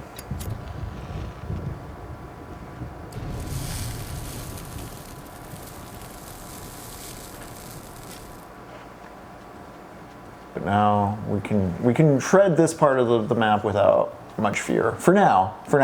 Yeah, for the time being. The board will update. That is the fun of the video game side of this game. It is a game. Gamified. It's funny because, like, you know, there's the concept of Nintendo hard where people will think of something like Bionic Commando, which was a Capcom game for the NES. I think this is equally as hard. And I think both games, like, I don't think there was a time where we lost difficulty. I think you could trace from Bionic Commando to Resident Evil 1, like the Super Nintendo era of games like Contra and Mega Man X, and like it's not like there was a lost era of difficulty, you know? Yeah. Remember we were playing Maximo, which even begged on me like, we're a throwback. It's like everything's constantly saying it's a throwback to like an older form of like Yeah, of some gaming. difficulty. It's like, no, that's mythology, dude. Yeah, like it's. No, yeah. All right, we got our map, we got some herbs, I healed on up. Bless up. We got a shotgun. Things are going great, Jacob. This run's much better. I say we like it. Third time's the charm. Third time's a charm, yeah. I think if I go in here, oh, locked, emblem of armor, gotcha. Which, we didn't examine the key, but it is the sword key. Or a sales pitch. Looking at you, Dark Souls. Wait, sales pitch in what way? Let's refill our canteen, and I actually kind of want the shotgun on me. I like popping off those headshots, you know? Yeah. It's quite nice. You might find some more shells. Yeah.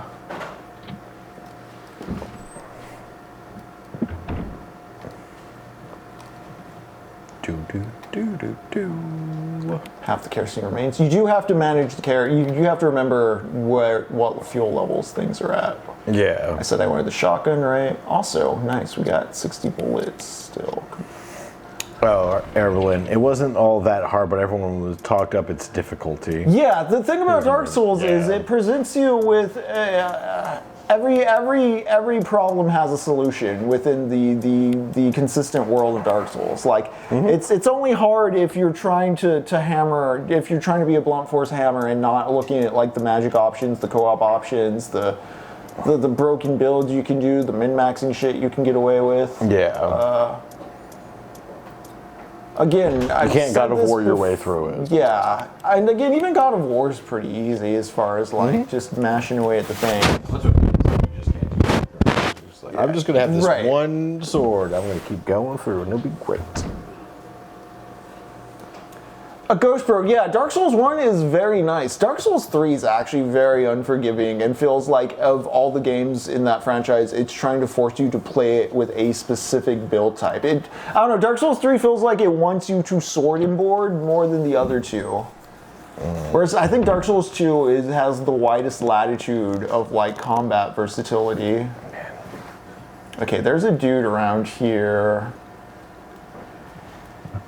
Come into frame, sir. Come into frame. Do it up.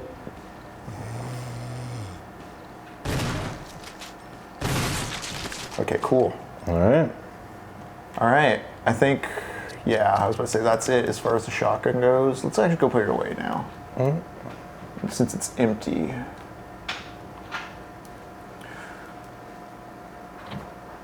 But we're clearing rooms, and this is a part of the mansion we trek through a lot because it's like, in addition to it leading down to this save room, it leads to the back door of the mansion, which becomes later as we get deeper and deeper in. We want to have like a clear route. I love those fast tracking abilities.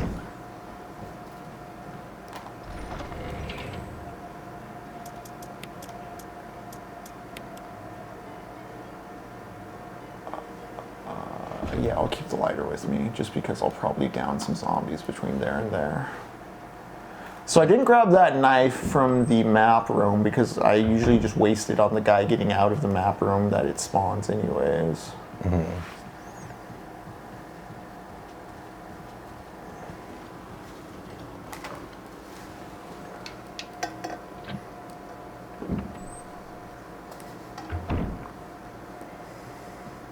Cool. Can't go through. We need like the armor key next, yeah.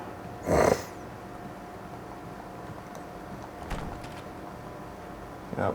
Armor door, so many armor doors. This guy likes knights. Swords, armor.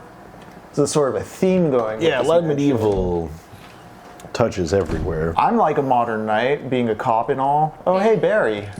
Barry! Don't shoot me, dog. Jesus Christ, Barry. You know they can't talk, Other than dog. I'm still alive in this. Yeah, right? No. Can't say it's much And probably don't know you by name. better secure our escape route first. There's gonna be a back door somewhere. Yeah, Barry. Then let's split up again. Hey, Barry's hold on a model looks second. kind of dumb. What I found. What? A can of fizz. Fizz. Smell those things. He's gonna give me acid rounds Hell yeah. for the grenade launcher. Tweet. Yeah. What about you? Don't have the grenade launcher yet. I like the buddy system we have here. He got his big gun. Big boy got big gun. Thanks. Yep. I'll take it. See you later. Ciao. Thank you, Barry. American Crocodile Dundee. That's not a gun. This is a gun. Right. Yeah. You know, yeah. like. Yeah, you need the big Is wimpy this a sword explosion. key door over here? I don't remember. No, it's an armor key door. Okay. Oh, what are you doing, little puppy? All right. Well, I believe I'm on the way to get the armor key right now.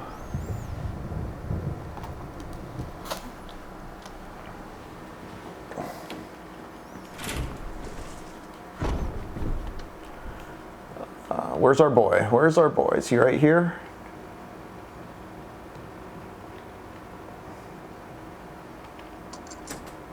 Sword key. No, he's on the other side of the room. Cool.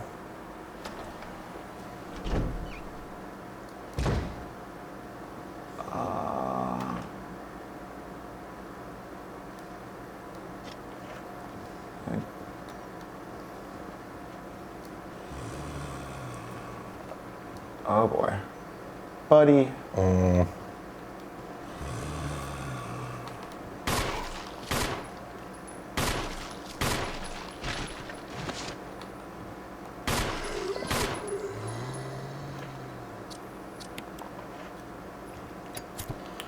Gonna light your ass on fire. Yeah. I hear another one. Is he over here? No? Oh yeah. Oh yeah, he is. He's Dude, just chilling. Okay, I think that's a door. That's a door I can't unlock right now. Oh boy's just straight cucking it in the corner right now. Yeah, I'll just leave him to chill. Chill there. Yeah, it leads out to that hallway, which I don't need to go to right now. But also, there's some green herb I left down there. Cool. Hey buddy, it's not your day. You're not gonna surprise me. Yep. There's 2 or 3 like this where they're already dead. In case in case you just happen to not kill any, and you're still gonna encounter a crimson if you're not careful. Oh damn. There's actually one, on the other side of the mansion that I think I'm not going to be able to.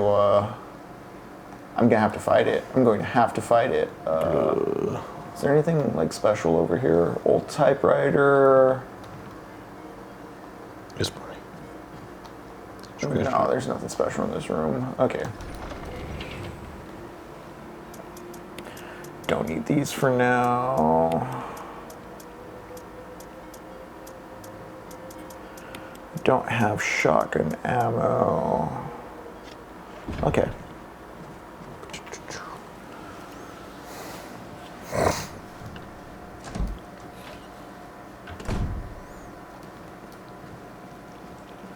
I go this way.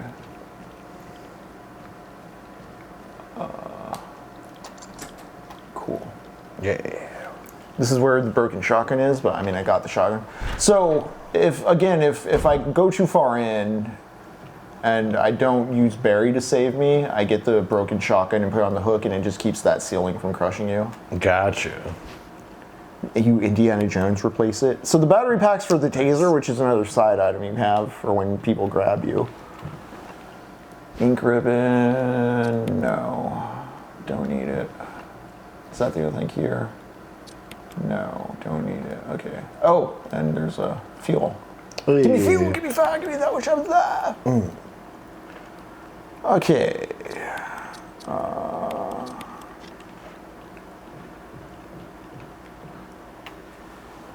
I'm trying to remember if I can do the plant thing or if I should do the dog thing next. I think I'm gonna go with the dog thing. Barney, I'm sorry for what you're about to see, but it has to be done. I have a full heal on me? I do not. Okay.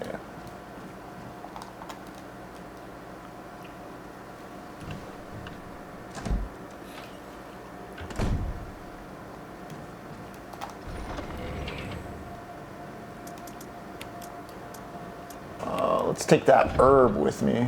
Hell yeah. Also, there's like greens in the actual room itself that you can eat.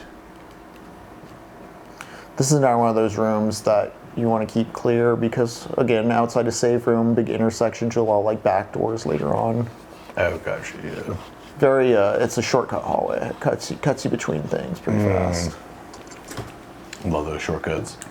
Yeah, so, Jackson with both Hill House and We've Always Lived in the Castle, big focus on the architecture and geography that's trapping her protagonists, and it works really well with Resident Evil because, especially Resident Evil 1, you get so damn intimate with this mansion.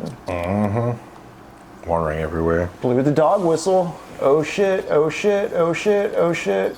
Oh boy.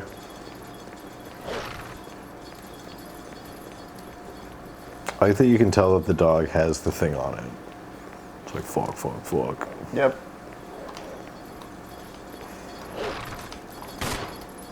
Up.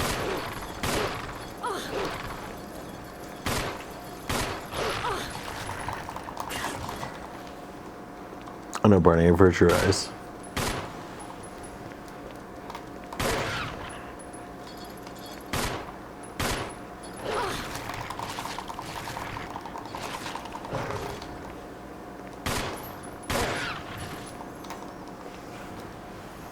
And I got a dog collar.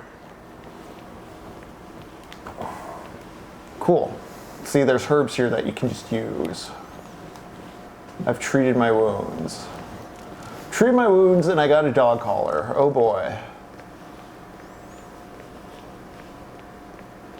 Just what you always Look at wanted. this veranda though. This is such a cool little pre-rendered environment. Yeah. A little second floor balcony for looking out the forest you were running around in earlier. Love that. Something I didn't point out with the NES Castlevania that I really love with it is the map it gives you really interlocks with the actual layout of the levels. Like Dracula's Castle is something you see in the back of one level early on that you eventually get to at the end of the game. Oh, nice. Yeah. This continues that tradition. I mean, Dark Souls 1's very good about the geographical consistency. Just, you know, Dark video Souls games 1. at their best, man. All right, what's up with this collar? Press Press a the switch. switch. Sure. Ooh. A coin was hidden inside it. Hey, an Right. armor thing. It changes the shape of a key. It's an imitation key. Okay. Okay. Keep that in mind. Actually, I think it is time for us to... Jacob, we might actually have to face a Crimson now. You ready? You ready? We might have to face one of the fast ones. I'll see if we've beaten the clock, because there's this one on the critical path that we're about to pass that like is intentionally there to make you experience it at least once. Put the fear of God in you. Yeah, just to remind you, you're playing a horror game. You feel like you got this mansion figured out. You've burned a few zombies. You're cruising.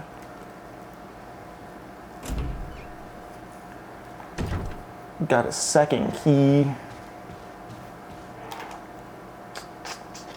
I don't need to pick up those herbs, but it's good to know that you're there. All right, through this door is a scary, scary thing. All right, scary door. Ooh.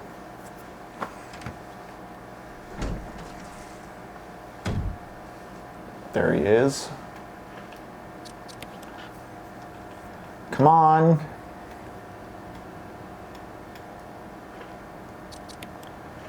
Yes. Oh shit. Fuck this. All right. Damn. Oh. I was like, all right, maybe I should down them. I was like, oh no, they're vicious. Yeah. I don't want to deal with that right now. Actually terrified of I it. actually don't really want to waste any resources on that. God, can you imagine just having Hey, to look, be, a real key. just being a fucking scientist in this place and being like, Todd, like, Yeah, I just want to go to the goddamn it, break room. Yeah. And then it's like, well, hold on, have you gotten Hey, a the mansion correct key. Cool. Have you done all the riddles? I don't know, man. Wait, can we put the fake key there? Can we take this back? Yeah, like the spikes. Look at the spikes coming for that. you. Don't forget to put the fake key there.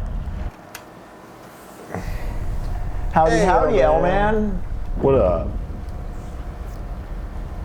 Or should that spinning man turn around? Yep. And so we have the real key now. Hey, look, the armor key. There are so many armor doors we missed. Love that. A helmet door back here. Okay, noted for later. We will have to come back this way eventually. Okay. I'm trying to remember, where were the armor doors? Well, there were a bunch upstairs. Oh yeah, there's a mean thing right here, yeah.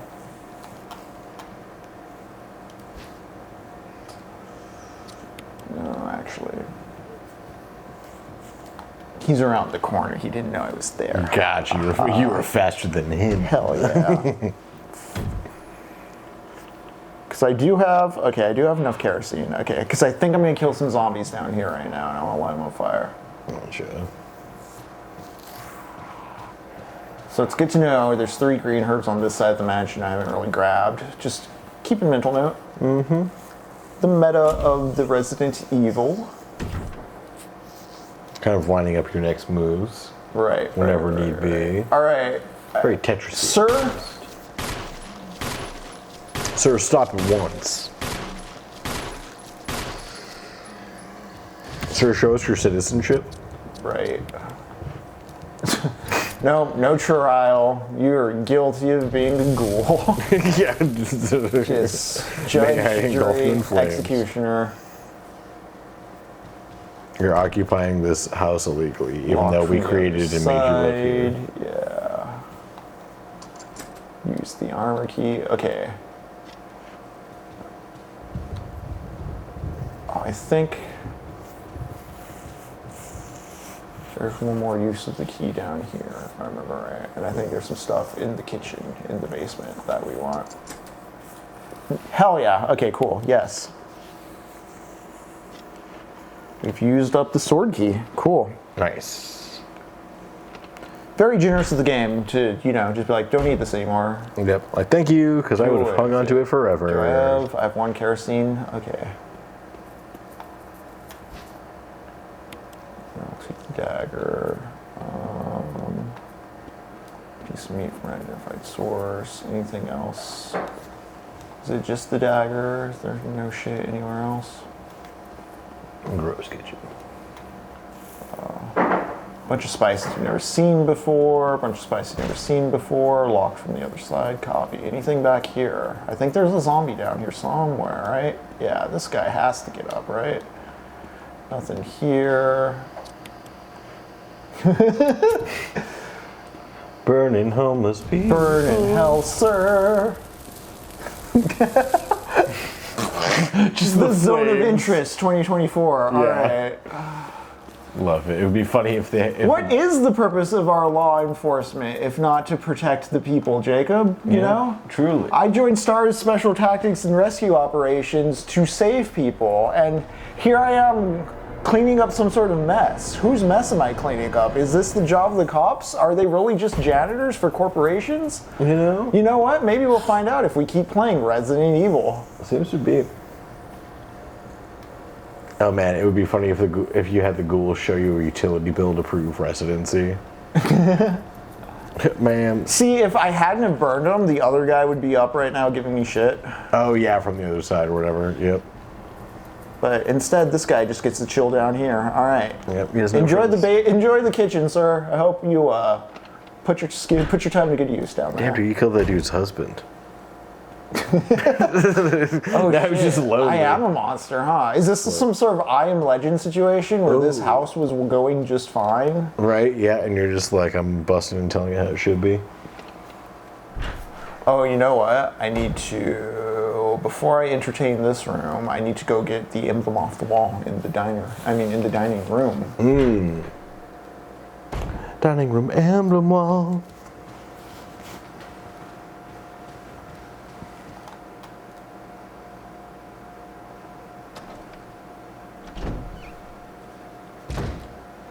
Yes, this is a credit card offer from last year. Hell yeah. Yeah, let's take this emblem. I think I should be good. I might need some spots, some item slots. Actually, no, I'm not good yet. I need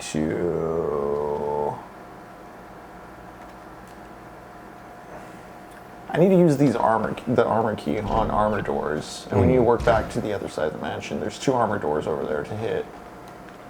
I'm gonna leave this emblem on the wall for now. I used the emblem in the piano room I walked away from, but I believe I need 2 pieces of piano score, and only one of them is in the piano room. I have to find the other one somewhere else in the mansion, from what I recall. So instead, we're gonna go upstairs. We're gonna use the armor key on a few doors. Hopefully we'll exhaust it, open up that space. We're not gonna go out there yet. No, wait, yeah, we are.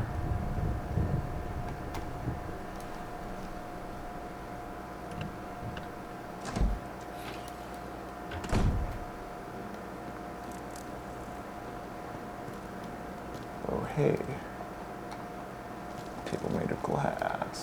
Nothing on it. Nothing on it. Ooh, again, a nice little patio. I love this mansion. Like, I think the coolest augmented reality experience would be if somebody like recreated like the Resident Evil mansion in a way where you wore like AR glasses or something to like play Resident Evil. Oh yeah, like almost like a smaller version of it in front of you. Like a mystery, no, like an escape room mansion, like an actual warehouse space converted into the Spencer estate. That would be really cool. Oh no, it's my companion, Forrest. Oh no, sorry Forrest, I'll take your rocket launcher though. Yeah, I will take that grenade launcher. I think there's some health items down here. Yeah. Yeah. That green.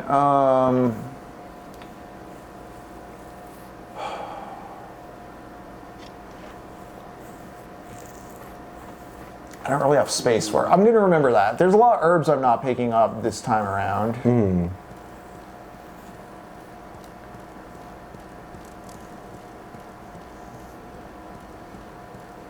Also worth noting that Forrest didn't get up there. Yeah. I think if I go all the way down there and pick up those 2 green herbs, like he attacks you. He wakes up and attacks you. Oh gosh, yeah. He's the one dangerous zombie, so we're gonna run into him from here on out. Oh, he was the one you were just. He'll have grenades jangling on him. You can hear him coming before you see him. Okay. It's just like a fair warning so that you don't. Yeah, you don't just actually start blowing. He used. Oh, kerosene, eh? Get that kerosene. Armor key use. I'm just kind of hitting and running these armor key doors real fast. Yeah. I think there's one more over here. Just give us that rapid fire.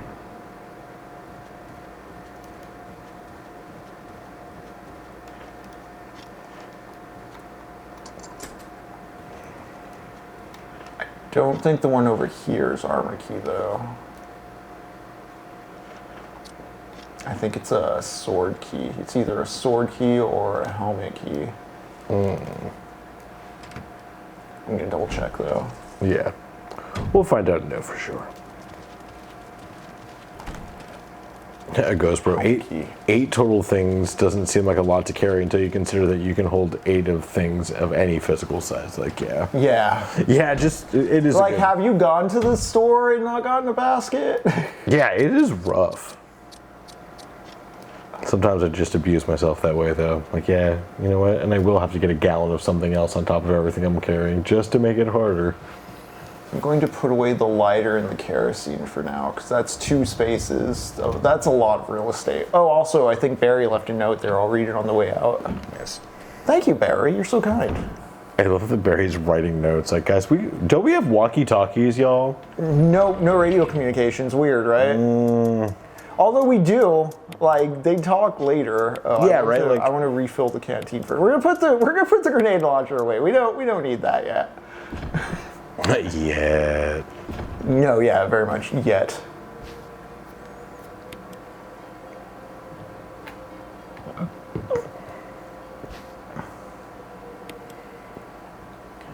Don't need the grenade launcher, the F8 spray. I don't remember if this is one of the ones where using F8 spray detracts from your rank, but typically in Resident Evils, you want to heal with herbs because using F8 spray detracts from your final rank if you're going for like a special score or anything like that. I think this is almost empty. Yeah, it's empty. Okay. Gotcha. I'm not gonna worry about it for now. We're gonna box it. We're gonna go use those armor doors. Get down. Oh, I do need the lighter though. Maybe not the kerosene, but the lighter.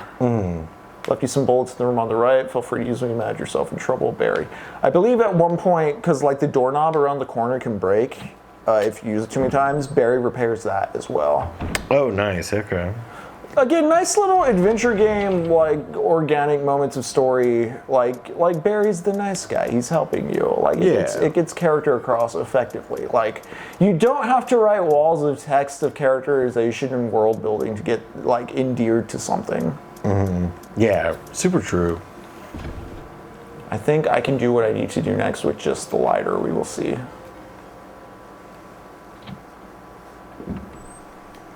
There's a candlestick you gotta light to be able to see a thing you need to pick up, and I don't remember if you need kerosene or not for it. But also, before I do all of that, I should investigate these 2 rooms, because there are optional puzzles we're gonna hit and do, because I want to save all my friends from the horror. Cool, red herb. Yeah. I'll pick that up after this other stuff. Spooky tingly music. Love it. Spine tingling. I love this angle. You're like, is there something under the bed? Am I gonna get fucked up? Yep. First aid box. All of the like room entrance angles are so well crafted. Yeah, direction, intention. Mm-hmm. Is it just the ink ribbon? Yeah, I don't want to take the ink ribbon. What's back here? Green herb, yes. Alright. So we're not going to take the ink ribbon. There's green herb over by Forest Body. There's green herb over by the first Crimson. I'm just making a mental note to myself because useful item. Yep, got some options. Alright, I think I'm going to want to... No, open it. No, open it. F8 spray. Yeah, that's a full heal. Alright, I have a bunch of full heal items on me now. I'm going to drop some off in my box. Nice. But yeah, resource management, y'all. The more you have in the bank, the more confident you are about running all blasé around this mansion. Again, it's always like, it's that element of planning, of like, okay, now I need to run across the mansion. I don't remember if there's enemies here, here, or here, but I have this, this, and this.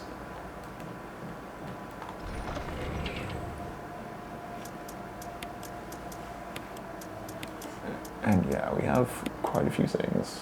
All right, let's keep going. Actually, it's 9:43. Let's take a quick break, Jacob. We'll be back at 55. Heck but, yeah. You know, I get lost in the lulls of Resident Evil sometimes, and I can keep binging it for a moment. But I do need to stand up. I do feel like my body's asking for a restroom break. I want to rehydrate. We'll be right back in a few, folks. It is currently 9:43. We'll be back at 55. Y'all stretch, smoke them if you got them, take it easy, and we'll be back to talk more Gothic horror while playing the ultimate in Gothic horror. See y'all soon. See you soon, y'all. And we return. Oh, the video's muted. Video audio. There we go. We're here. We want people to hear the wonderful save room music. Yeah. All right, so we are running upstairs. Doing armor key doors. We got all the what was it? The sword key we were using earlier. Oh, the body armor door. Body armor. Yeah. Yeah. All right. Go back up here. There's a room over here. Oh, your phone? Oh, you know what? I think that is my phone. That I'll might be be right it. back. I'll pause real quick. Yeah, I hit the pause button.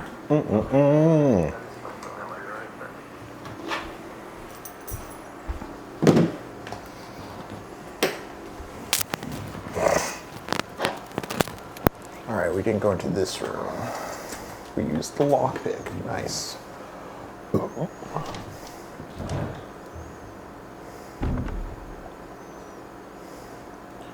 Huh. Barry, what are you doing in here? Jill. Barry, I didn't mean to get you that excited. Right. Anyway, you should read this.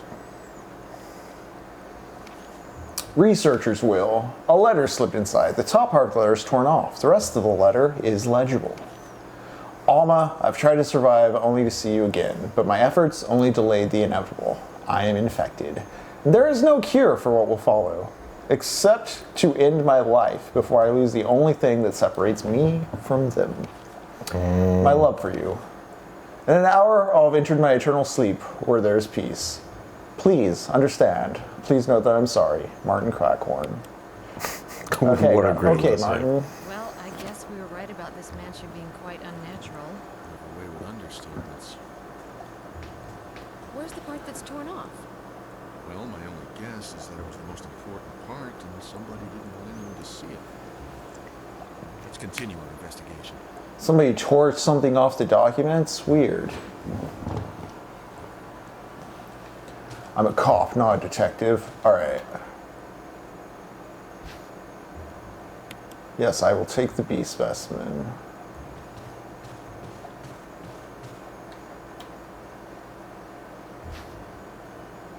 I will take the B lure. No. I'll put on the B specimens. No. Bear, I didn't mean to get you that excited. Was porn level dialogue delivery. I mean, yeah. Look up some of the PSX lines, my god. It was X for a reason. Somebody was using the water tank to raise some kind of creature, eh? Biological reports. Alright, let's hit this switch and see if I did this right. I don't know if I did. There's a lab coat here. Weird. I haven't seen any labs around. What is this mansion? No. Pressing the switch, nothing happens. Maybe it has something to do with the insect specimens.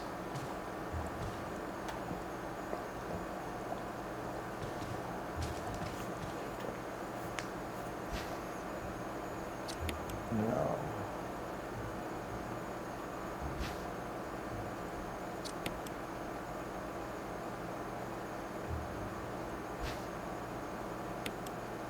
Is there anything else in this room?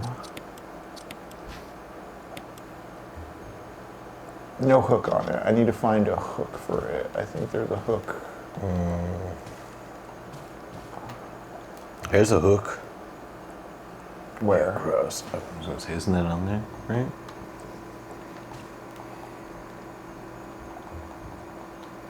It's just that picture.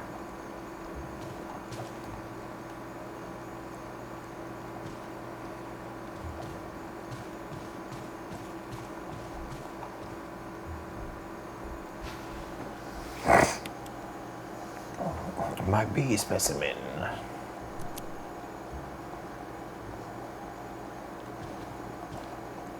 Yeah, I remember getting a gold hook for the lure.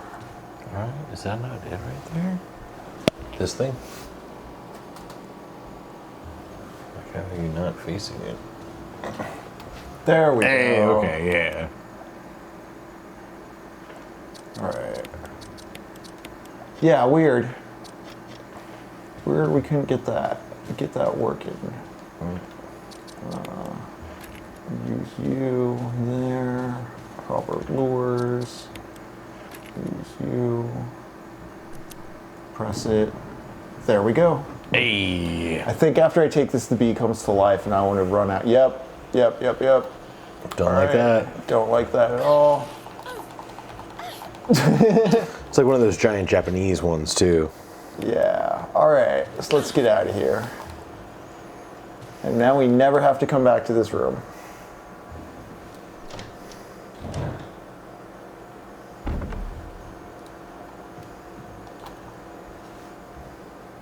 But yeah, we got a crest. That is the first of 3 crests we need for an optional puzzle. And let's put it away. We don't need that space. Occupied. We don't need that space occupied. Oh man, why would anyone want to go back into a room with a bee in it? Right? Just thinking of like situations like that. Hey guys, there's a bee in that room. Then everyone just leaves that room Everybody alone. just leaves the room there for that is kind of what happens at the end of We Always Live in the Castle. Again, I said they find the rooms that are still good, but like they barricade up like the drawing room and the father's study and stuff. Cause like, oh, there's vines in there, or like the walls missing, or like the windows are out, like it's just open. Just don't go. Like don't deal. Like we're not gonna deal with it. Just don't go to that room. Yeah, you're fine. Just forget, it's in that room. Just forget that room exists. Yeah. Yeah, we just don't go in that room anymore. We've always lived in the castle. Things have always been this way. What are you talking about? You know, the mansion is also the site of, you know, corporate ownership. The mansion is the lab. It's all the same nightmare. We've always lived in this castle. What a great title. What a great little metaphor. Yeah.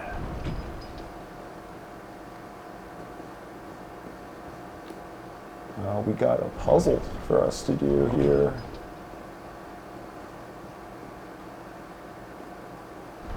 Am I just doing this right? No. Okay, cool. That's what I thought.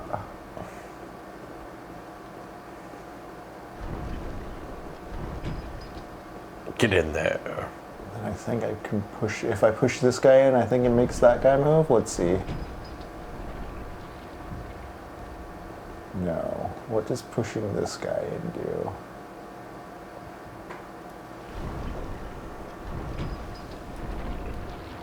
Okay, and then maybe... 1B has always lived in the castle. And that shows how the country changes and we just accept it for better or worse. Yeah. We just deal with the bullshit. Just don't go in the B room. Just don't go in the B room. Yeah. Watch out for the B room, the tiger room. The lady or the tiger? Well, as long as there's no bees. Yeah. There's ill-tempered sea bass, but no bees. Okay, there might be like one bee. Do you make him move? Let's see. Let's see what this does. There we go.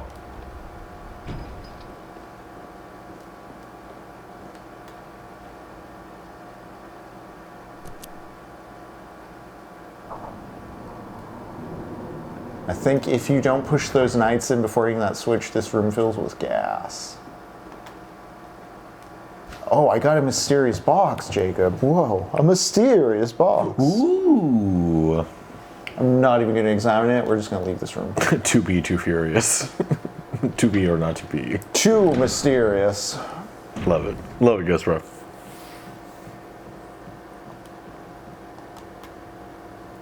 B movie. There's going to be more delicious, delicious herbs in this hallway, if I remember right. I love that.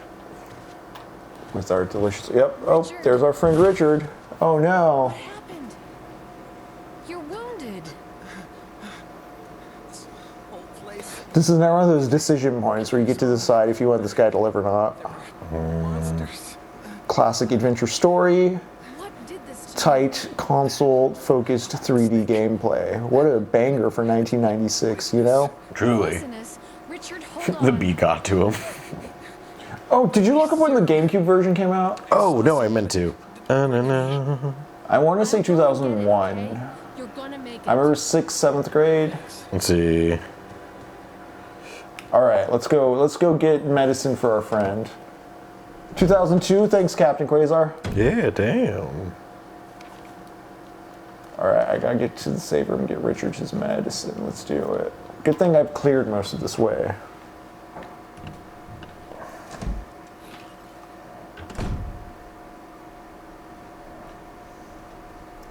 Actually, not that far a trek at all.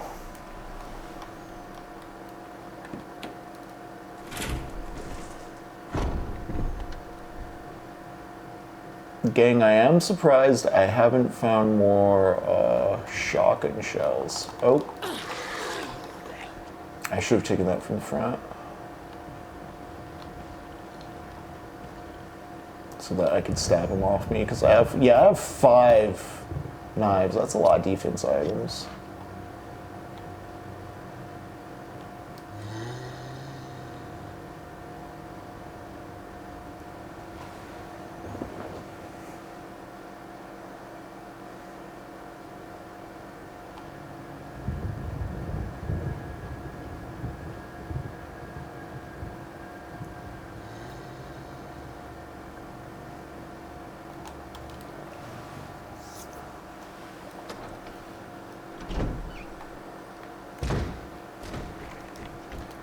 Nope. No, that's cool. You can.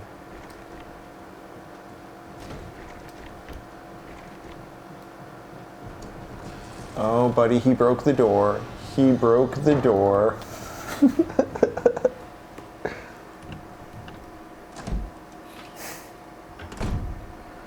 Did love that about the Resident Evil remakes as well. What's that? The 2 remake with the sometimes they come through doors and stuff. Oh, yeah. Like they can follow you. No. We're here for the cure. Where's the medicine? It's right here. Captain serum. Quasar. I remember in 2002. I remember hoping that after seeing this, that they'd remake Resident Evil 2 the same way, and shit didn't happen for another 16 years. Yeah. Yeah. I was like, no, it didn't. I was like, oh, it was that long ago, huh? Let's make some room for shit. Yeah, I think we need the lighter. I just want to put the puzzle. The puzzle box just has, I believe, a mask in it, so I don't need to really fuck with it for now, but... Alright, there's going to be a dude I need to run past, isn't there? Is it going to be the dangerous one? Let's see. Doesn't sound like it. It sounds like a pretty standard... Oh, yeah. Regular motherfucker. Alright, keep him off me. Alright. Actually, if I go out this way... I killed the dog that came, so I think we're okay. There might be a zombie out here. No. Okay, I just want to use these herbs. Free heal. Cool. Alright, let's go kill it. Let's go save Richard.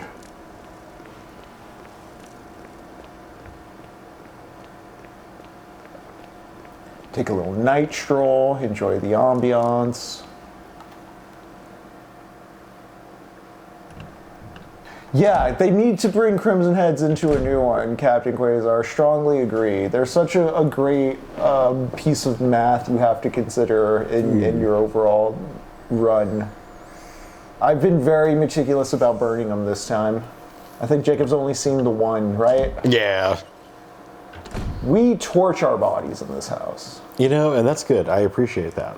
I think I agree with that staple in this household, and we should keep this tradition long. Richard, I got the cure. I got the cure, Richard. Please got your don't die, back. Richard. I'll give you a shot. Hang in. Yeah, Richard. See? Radio. Take it.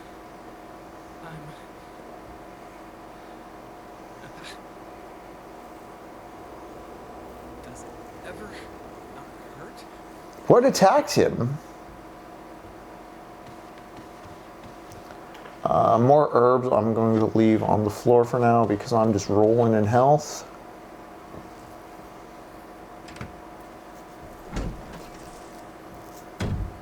There's a zombie in this hallway.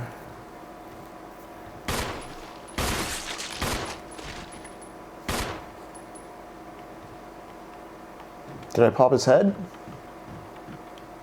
Shit, I think I did. Oh! Nice. Sometimes you just get lucky like that, you know? Mm-hmm. We love the luck of the draw. Oh yeah, I have 24, 15. I need to reduce my pistol usage. I think though, yeah, let's see if I can. Cool, yeah, I don't need the kerosene, good.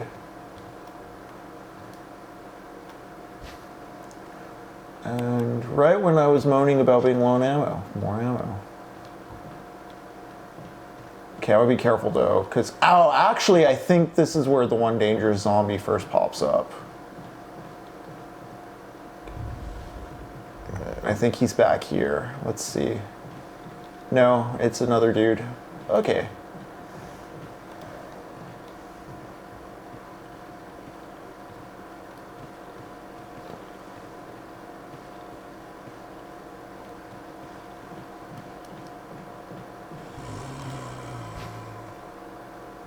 Yes, I needed the musical score. I think we're good now.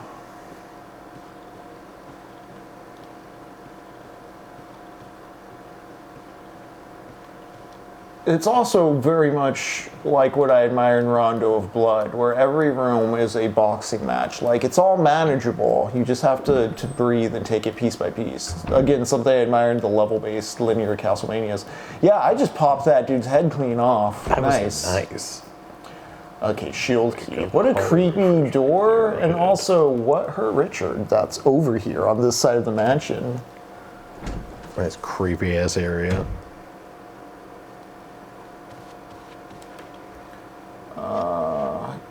Yeah, I'm gonna leave that. So there's 3 spots where I've left just abundant amounts of herb. Much like myself in real life. Right. Right. Silver orb stashes for many reasons. I'm gonna put the lighter and one of these health items away. One of these heals away. Gotcha. Don't need to burn for a moment. It's taking a bunch of space. Yeah, that's fair. What up, a ghost bro? We're being conservative. We're being cops. We're being law enforcement here.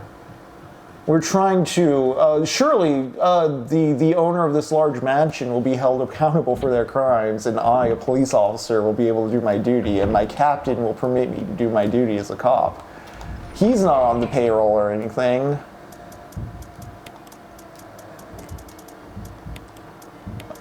Put you away. Let's just examine this really quick. I'm pretty sure there's just the mask in there, but I want to make sure.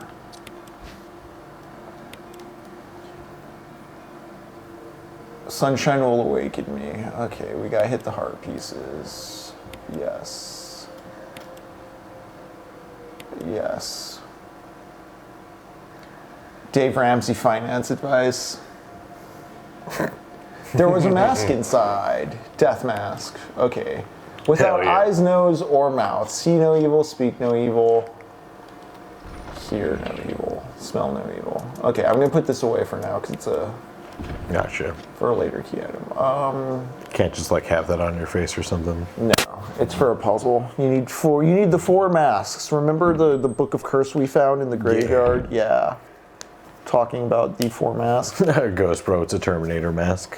Alright, let's see. You need the T1 mask and you need the T2 mask. Yes.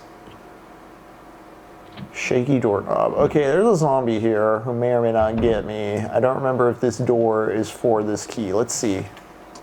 Yeah, cool. Alright, he won't get me. Captain Quasar asking, when would you say Resident Evil went kind of wild with this shit? Code Veronica? Wild with it shit, how? Because, like, the thing is, like, even in the PlayStation 1 days, they were doing, like, they did, like, Dead Aim, the first-person shooter, and, like, Resident Evil Gaiden, the Game Boy Color spin-off. Alright, let's see. Lisa, protected by 3 spirits. Lisa, 3 spirits. This is a good time to remind me that Merricat does remind me of the character Lisa in this game that we'll get to know more of as time goes on. And again, Merricat had 3 totems. Lisa has 3 spirits protecting her. A bracelet, a necklace, and a crown. So green crown, purple necklace, orange bracelet. Jacob, take a photo. I'm not going to press the switch here. We just want to remember these colors. So we need a green crown. Yeah. Got it? Yep. With that lovely picture. Bracelet, set in yellow, press the switch, makes it green, nope. Undo that. Original color. Oh, Captain Quasar was talking story ideas as far as like when things went crazy. Gaiden is cool on a... Resident Evil 4. Yeah, it's not like anime. It's not too anime-esque. I think Code Veronica shit the bed when it started doing this. No, yeah, Code Veronica, because that's when Wesker got powers. Okay, so we just turned the necklace picture purple. Excellent, that's what we wanted. Oh, yeah. A crown, we want it to be green. Yep. So we have the purple necklace and the green crown. We need the orange bracelet. There you go. The crown, green. Keep it that way. Keep you purple. There we go, orange. All right, I think we did this right. If we do it wrong, the crows get all agitated and attack you. Gotcha. I hate it. But if we do it right...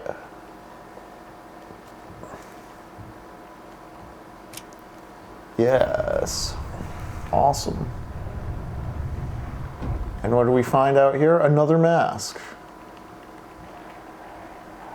Although I do like how 5 tries to tie a knot in the story up to that point. And I did like 7 a lot. 8's story I thought was silly, cartoonish, and like I didn't really feel invested in any of it, but I really liked how 7 did its story. I don't think any of the stories, though, like, they're fun plots, but they don't hit the kind of, they don't hit it what this gets at with its transitory nature of the Gothic. Oh, hey, buddy. Are there shotgun shells over here? Yes, there are. Okay. Yeah, I want these. And you know what? While we're here, let's put one. Let's do some of this puzzle for now. You know, man, there's just naked guys in this graveyard. It is.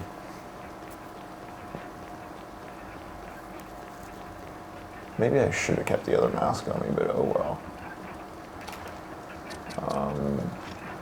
No mouth. Is that this guy? Eyes, nose, and mouth. Where the nose. Hole where the mouth should be. I think that's what this guy's for. Right? Yep. Nice. Ooh. Cool. Don't like that. Alright, we have another one of the masks waiting in the save room, and I know where the other two are. Again, just what kind of mansion are you living in? Yeah, what kind of mansion am I navigating? Was it meant to be lived in? Oh, you butthole. Get off me. Captain Quasar. The new game piqued my interest with its save room stuff. The monster that follows you is afraid of light, so save rooms are Is that lit. for 9? Because if so, that's cool. I am interested in 9. It does look really I did good. like 8 from a gameplay perspective. 8 had that that giant baby monster. That was such a great, like, That was so creepy and so curated good. event. Alright, let's I get need to work up the let's get bravery to rest play of that in these VR masks. Also, again. let's see if Forrest wakes up. Let's go grab those herbs. Ooh, foreboding thunder.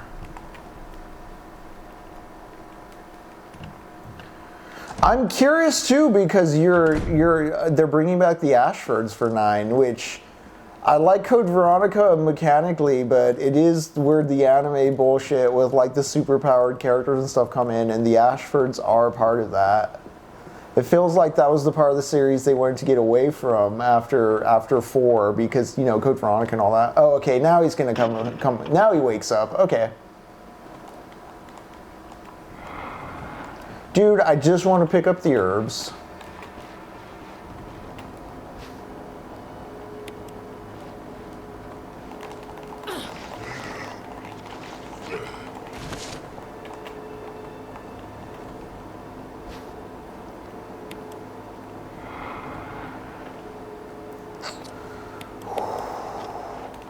Kind of like, I'm not sure if this is worth it. He's like stronger too. I just really wanted to clear the map. And now I'm paying for it. Although he's not jangling, so maybe I can shoot him or knife him.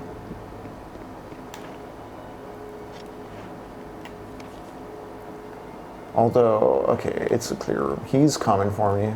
Oh boy. Wasted my resources. Well, I have 2 mixable herbs now, is the thing, I guess. You know what? I'm gonna pass by those other plants anyways.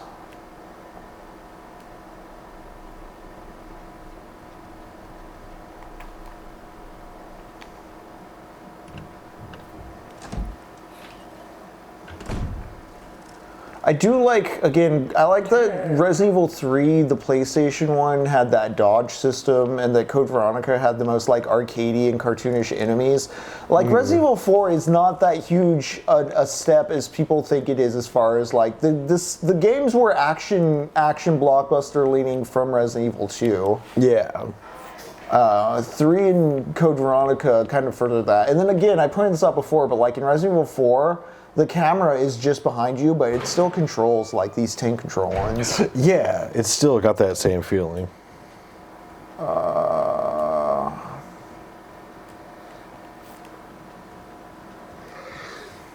Cool.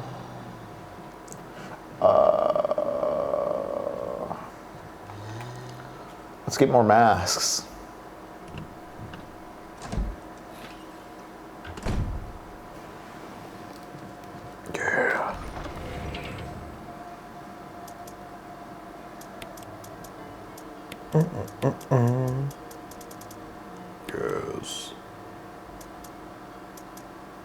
You know, we keep that thing on us.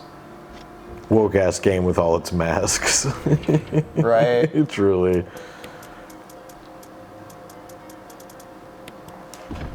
Alright.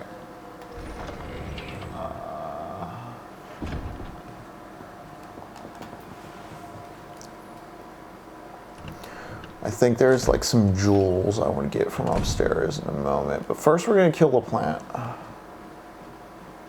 Oh, I hear a guy walking. I hope he's just upstairs.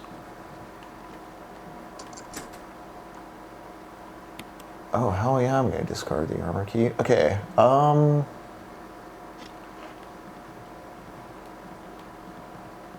probably going to want to refill my kerosene in a moment. Right in there. Keep those bodies burnt.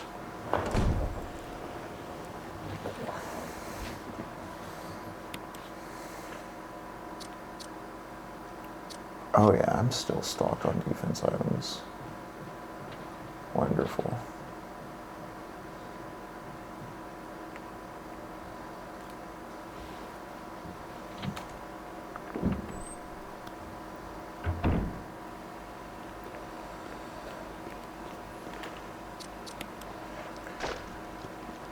Put some That lovely fertilizer getting all those chemicals in that water pump.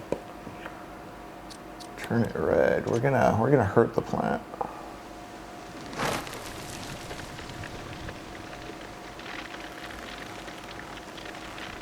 And you know what else? There's just gonna be a whole lot of herb for us to pick up right here, Jacob. Look at all this. Pass the duchy to the left hand side. Love that. Love that.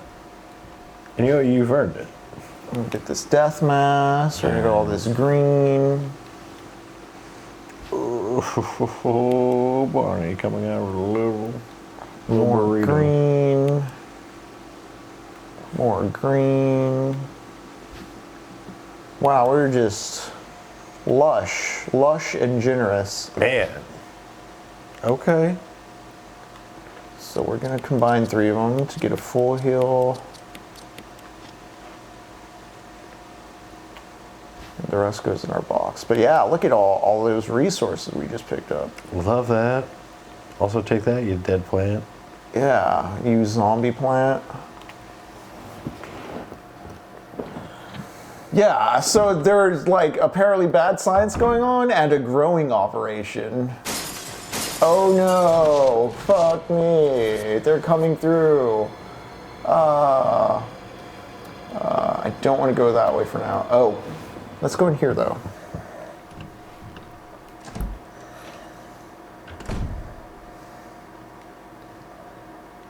Ooh. Clothes everywhere. Door is stuck. Oh, maybe I should go get the kerosene first. Yeah, let's get some kerosene before I do this room. It's very sus, you know? Mm-hmm. But now these dudes are just hanging in the hall. Oh my god, dude. The uninvited guests. Does it happen here too? No, not yet. There is a dude upstairs I don't like.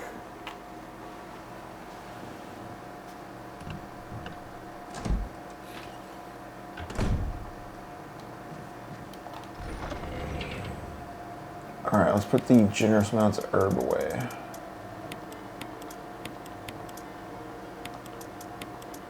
Also this mask. Let's get the lighter. Canteen.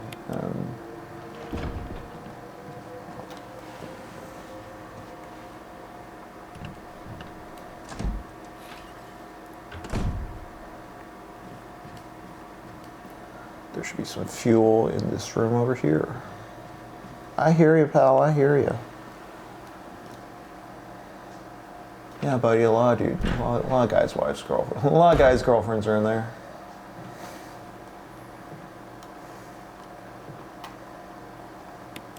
Refilled my canteen. Let's burn some bodies.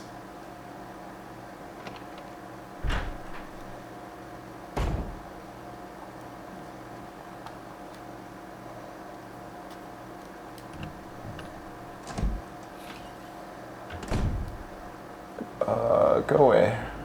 Go away.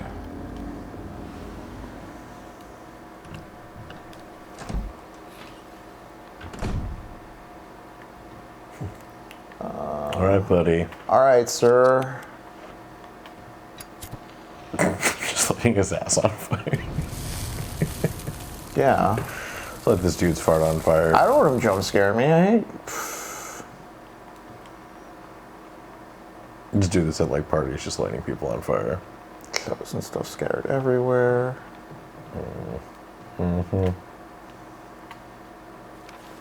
Keeper's Diary. May 9th, 1998. Played poker tonight with Scott and Elias from security and Steve from research. Steve was the big winner, but I think he was cheating, scumbag. May 10th, 1998. One of the higher-ups assigned me to take care of a new creature. It looks like a skinned gorilla. Feeding instructions were to give it live animals. When I threw in a pig, the creature seemed to play with it, tearing off the pig's legs and pulling out the guts before it actually started eating. May 11th, 1998, at around 5 a.m., Scott woke me up. Scared the shit out of me, too. He was wearing a protective suit. He handed me another one and told me to put it on. Said there'd been an accident in the basement lab. The basement lab, eh? I just knew something like this would happen. Those bastards in research never sleep, even on holiday. May 12th, 1998. I've been wearing the damn spacesuit since yesterday. My skin's getting grimy and feels itchy all over. The goddamn dogs have been looking at me funny, so I decided to not feed them today. Screw them. Barney. May 13th, 1998. I went to the infirmary because my back's all swollen and feels itchy. They put a big bandage on it and told me I didn't need to wear the suit anymore. All I want to do is sleep. Hey pal, you're gone. You don't have to wear the suit anymore. You get all the ice cream you want now. May 14th, 1998. Found another big blister on my foot this morning. I ended up dragging my foot all the way to the dog's pen. They were quiet all day, which is weird. Then I realized some of them had escaped. Maybe this is their way of getting back at me for not feeding them the last 3 days. If anybody finds out, they'll have my head handed to me. May 16th, 1998. Rumors going around that a researcher who tried to escape the estate last night was shot. My entire body feels hot and itchy, and I'm sweating all the time now. I scratched the swelling on my arm, and a piece of rotten flesh just dropped off. What the hell's happening to me? May 19th, 1998. Fever gone but itchy. Today hungry and eat doggy food. May 21, 1998. Itchy, itchy. Scott came. Ugly face, so killed him. Tasty. 4. Itchy. Tasty. I love itchy. For itchy tasty. Go! For itchy tasty. Oh no. Oh boy. God, the timing.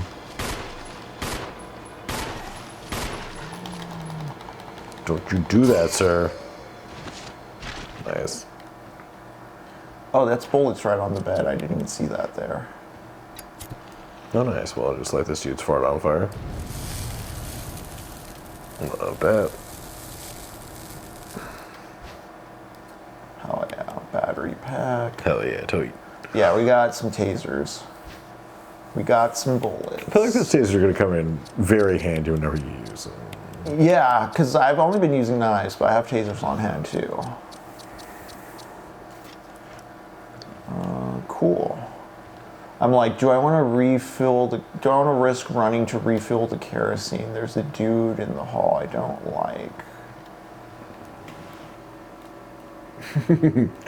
Yeah, agreed, oh man. I find it funny that he kept up the journaling long after he had the thought murder and cannibalism to be good ideas. Yeah, just murdered my coworker. It was cool.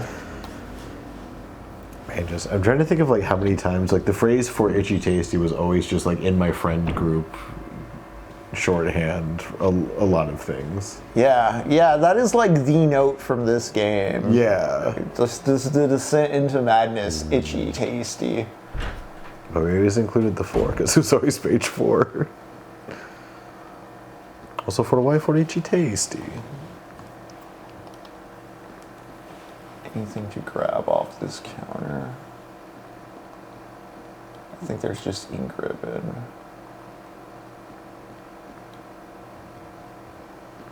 Oh, there's nothing on the counter. Okay. We should go back here and... Not only did he think itchy tasty, he wanted to put pen to paper to record it. It's true, that light bulb popped up over his head. He's like, oh man. No one else has thought of this. Oh, we got the full score, but I need to go grab the shield from the dining room right down the hall. At least he didn't write, and then die. Ah. Man, I do, is it Bubba Hotep, whatever, there's like the guy who gets killed. Like there's like a guy on the edge of town who's like writing like the population number, and he gets killed and he takes one of the numbers off before he dies. I don't remember. It's such a good gag. And at this point, can Resident Evil ever do a straight up supernatural game in its series, or is it too ingrained in the whole biohazard I think theme? 7 gets kind of close with its plot twist being like the old lady and all that. Mm-hmm. Like, it might as well be magic, you know? Like, I get that it's like science in the most rubber bandy terms. Yeah.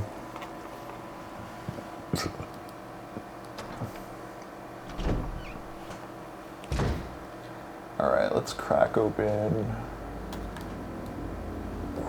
Oh, wait. Wrong hall. Let's not get attacked by zombies. Although I should pick up the blue gem and use it around the corner there.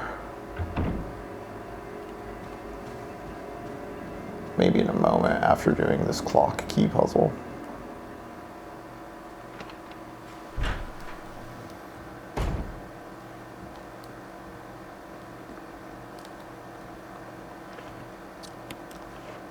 Jill knows how to play the piano.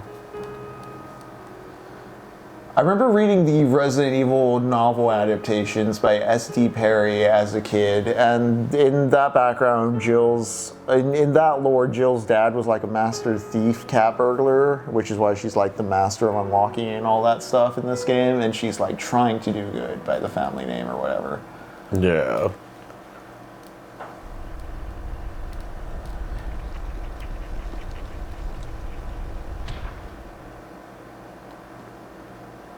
Alright, and so we get this gold emblem. We get locked in here like the cask of Amontillado. But we have the false emblem. Also, there's a thing on the floor I need to remember to pick up.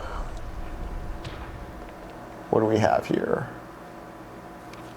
Trevor's Diary. Ooh, curious, a new character. November 24th, 1967. This is far away from 1998. 11 days have passed since arriving on this estate. How did I end up like this? A guy in a lab coat brought me a meager plate of food and said, "Sorry to put you through this, but it's for security reasons." That's when it hit me. It all makes sense now. There are only 2 people that know the secret of this mansion, Sir Spencer and myself. If they kill me, Sir Spencer will be the only person that knows the secret. But for what purpose? It doesn't matter now. It's too dangerous here. My family. I hope they're all right. I've decided to escape. Jessica, Lisa, I pray you're safe. November 26, 1967. How could I be so careless? I lost my favorite lighter, the one Jessica gave me for my birthday. Now it's going to be that much harder to escape this dark place. November 13th, the date when my fate was sealed. My aunt was hospitalized just 3 days before that. Jessica and Lisa said they were going to visit her. I wish I could be there with them. But wait, even as I'm writing my memory, it's coming back to me more vividly. Just before I passed out, I remember the men in the lab coat said something like, "Most likely your family is all ready." I pray for their safety. November 27th, 1967. Somehow I managed to get out of that room, but getting out of the mansion won't be as easy. I have to get past all the booby traps. Tiger eyes, gold emblem, I have to try to remember for my own sake. So there's a much older... wow, something horrific happened in this mansion before now? 30 years ago something bad happened is too? What?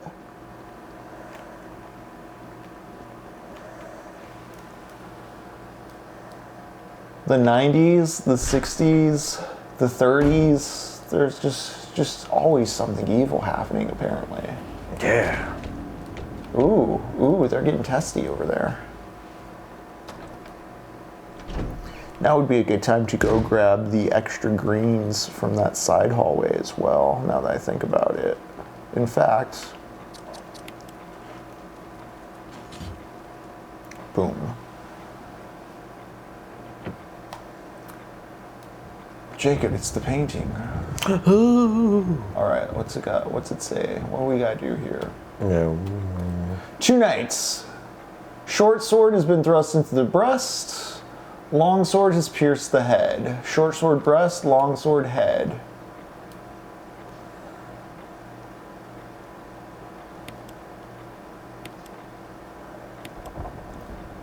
So the long sword was through the head? Yeah. Short sword breast, long sword head. So the opposite of what I have right here. Yeah. Longsword head, short sword breast.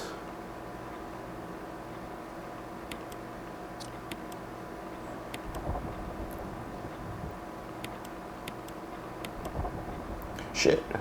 Damn.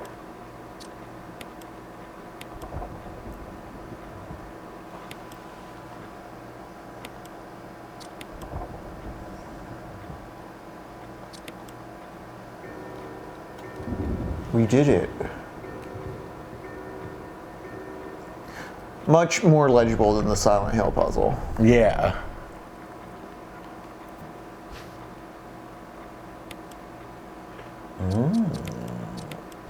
Ooh. All right.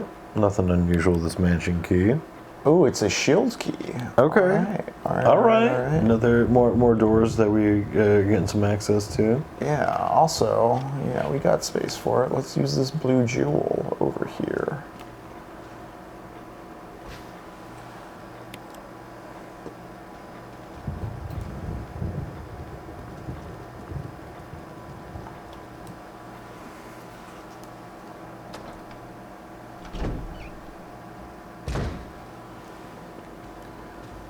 Am I gonna break through that door yet?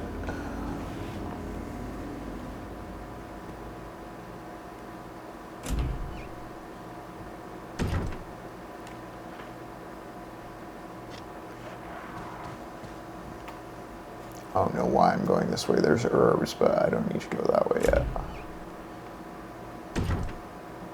I think I'm waiting for them to break this door down so I can use the blue gem. Are they gonna do it?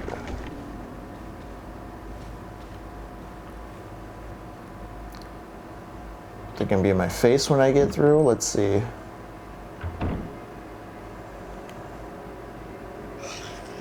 Cool. Is there anything to investigate over here? Nope. Okay.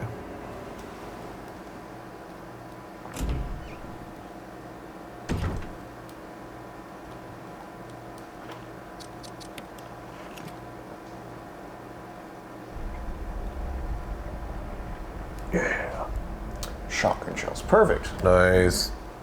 Been lacking. Yeah.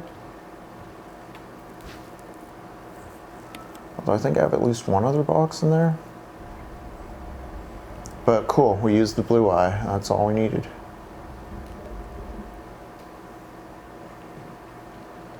What does this have to do with science? None of it. It's a weird tricks and traps mansion. Like the creator did that for a reason, apparently. A weird, stupid reason, probably. But you know, old white dudes with money be like that. Would be facts.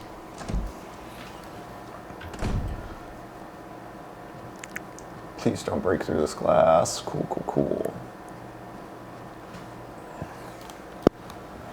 Wondering if the room above is a shield door. I don't remember.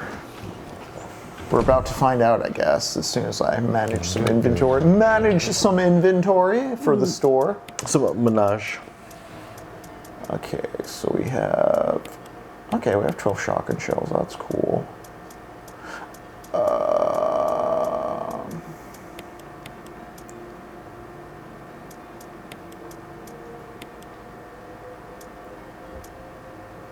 We're just gonna do this for now. We're gonna refill our canteen, and we're gonna see if the door above is an armor door. If it is, cool. If not, cool as well. Better to know. I think we're about to use the rest of this kerosene, though. We've been pretty on top of it.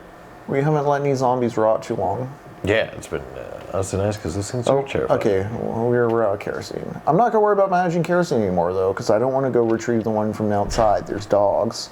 Oh, yeah. Oh, there is some in the back though. Okay. But good to know, low on kerosene, or out of kerosene in the 2 easiest spots to get kerosene. Completely liberates us of 2 spots, since we don't have to worry about managing that system. Just in the box you go. Look at how much healing stuff we have. Okay. I want the shotgun. I'm actually going to, let me do something controversial. I'm going to put the pistol away for a moment.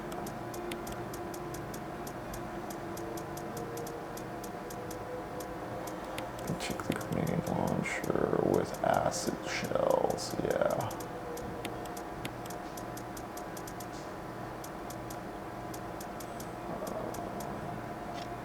Yeah.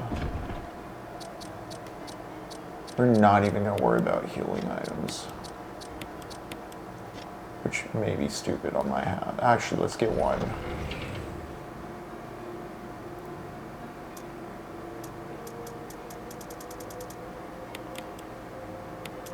Let's not do that though. Alright.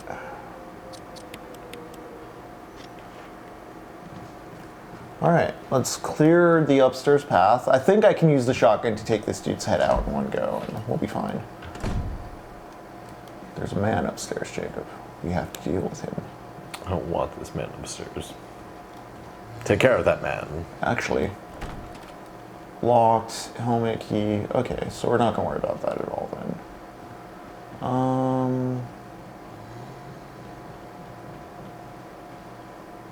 Helmet key, healing item. There's only one use for the shield key then. I think if we play our cards right, we can just beeline it to there. And then we have all the masks, and we can wrap the mansion for night 1. Hell yeah. Yeah, those guys are pretty easy to dance around. There's a red jewel and a yellow jewel we still need to make use of. Do I want to go grab the other herb? Nah, I'm going to leave them there.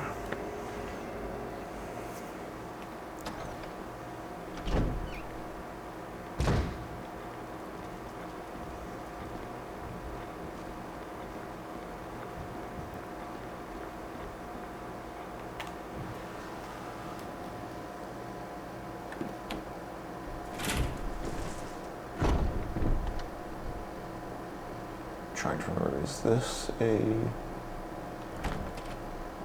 helmet key? Okay, cool.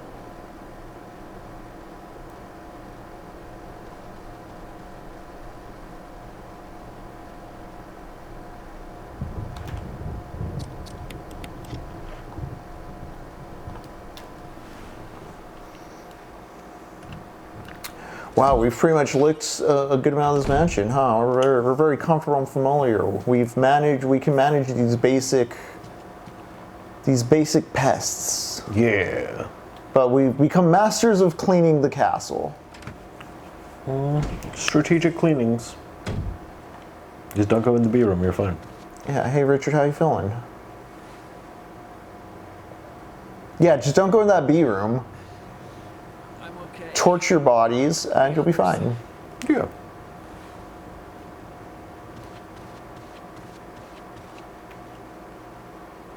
Oh, this is that room where I got that very clean headshot. Oh, yeah.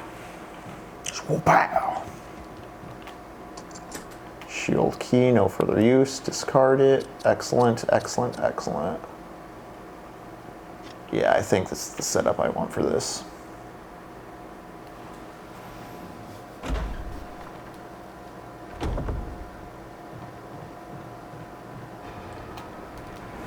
Oh boy. Fuck that. And just a cute little snake. Oh wow. Fucking snake, bro. What the fuck is this mansion? Oh shit, payback time. Thanks, Richard. Yeah, Dick. We appreciate it.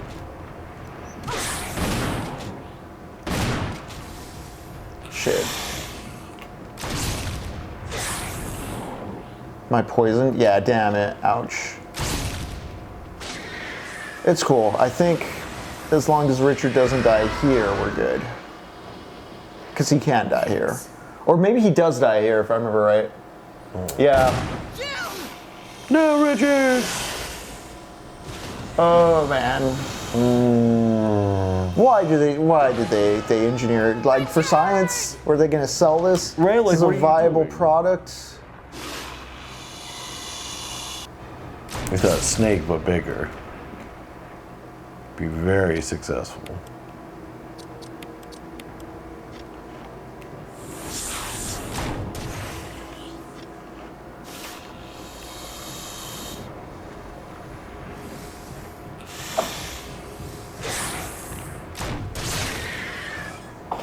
Ooh, bless you.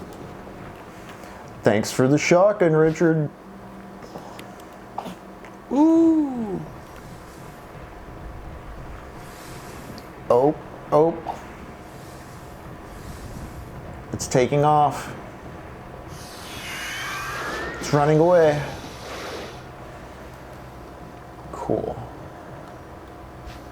And there's the fourth mask. We've done it, Jacob. We've collected all four. We have got the masks. We've gotten all the Happy Meal toys. Oh no, Jill is poisoned. I haven't seen any blue herb now that I think about it. Okay, I thought it was just me because I was like, there weren't any blue herbs, but I thought I was just misremembering. Yeah, there's blue herbs and they're for curing poison. But see, Jill's poisoned. Richard's dead. What's going to happen?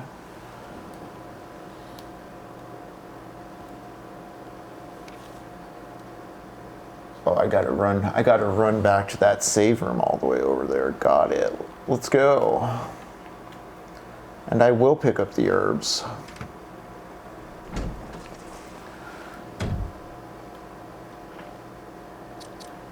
Oh, buddy. Buddy, you picked the wrong time.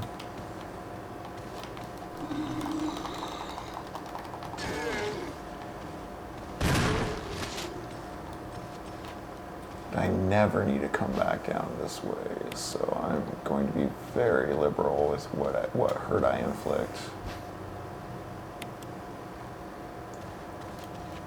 Cool, cool, cool.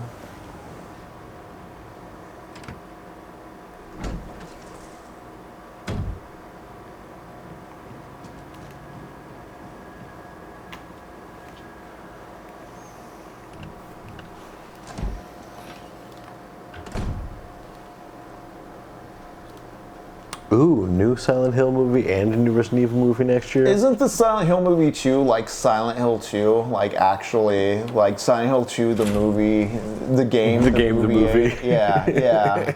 Game, the movie, the game. Buddy, I swear, yep, okay. I would love to see the Wachowskis make a Resident Evil. 4 left. I don't want to reload this shotgun because I have the assault shotgun now. But you know what? It would be a good time to clean out that Crimson Hall. I might do that in a moment here. And clean out this hall. 2 left. Okay. Let's cure Jill of her poison first, and then I'll get that guy up there.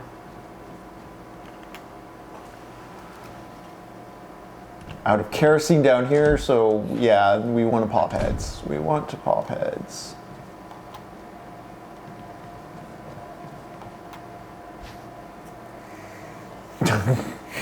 Okay, game.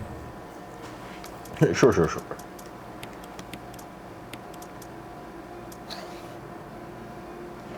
I'll put away the shotgun in a moment.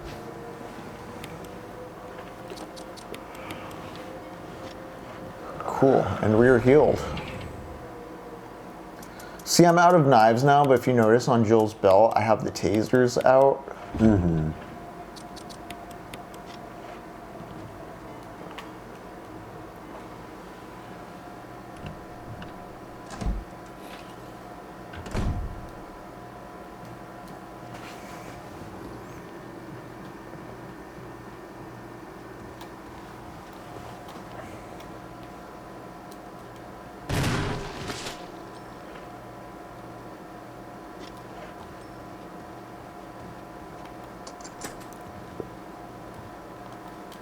And this leads to the Crimson Hall, if I remember right. Yep, there's our boy. Yep. We're gonna get extrajudicial here. We're gonna get, Oh boy.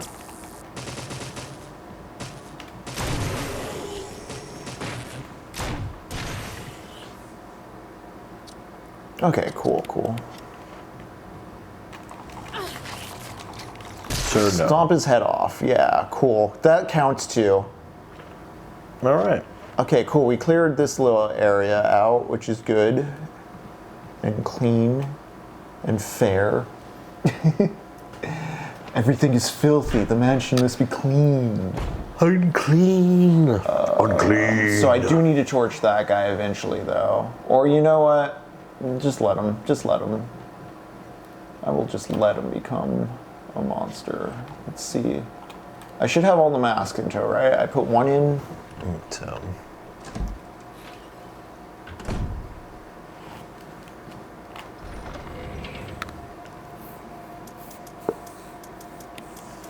We will save this last shotgun shot for Nice. just whenever it's needed. Same with these grenades. We don't need that. Damn, I got a lot of herb. We're gonna take that herb. Straight up. And use it. Then I'm gonna go pick up those herbs outside the hall to the left there. I picked up the herb by the snake room, right? After I shot that villain. Yeah, yeah. That villain.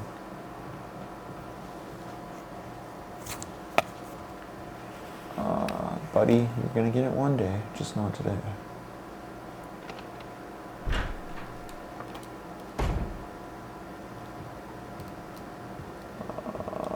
Yeah, get this. Jacob, we got that green. So much that green.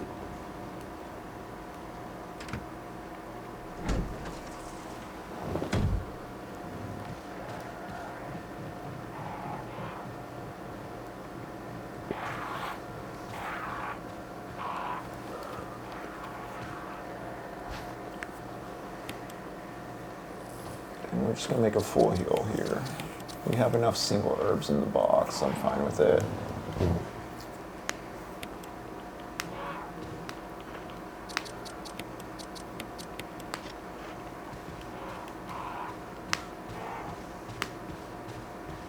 Love that angle, love them shadows. Yep. Every time. Just a comfortable, spooky blanket of atmosphere. Are they gonna break this door or not? Because I'm about to leave the mansion. They don't have much more time.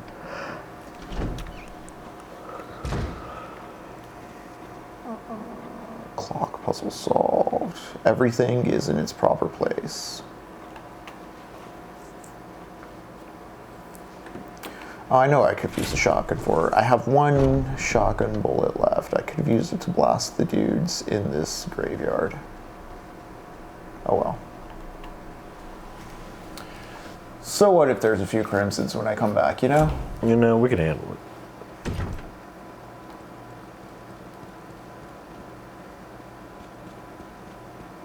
it. Did I just kill them? They're just gone. Interesting. Okay, I got 2 tasers, 3 masks, 2 herbs, and some shotgun bullets. I hope this is enough ammo. Yeah. 16 shotgun blasts, surely. Alright. You. No eyes.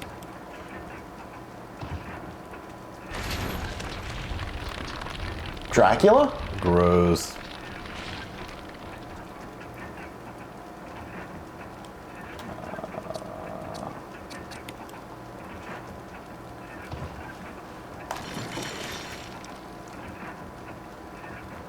And let's just use this last one. Oh, not necessarily this now. Come on.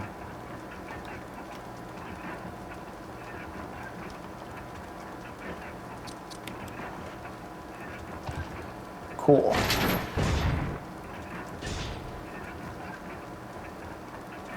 Well, let's investigate the spooky coffin. Oh, hey.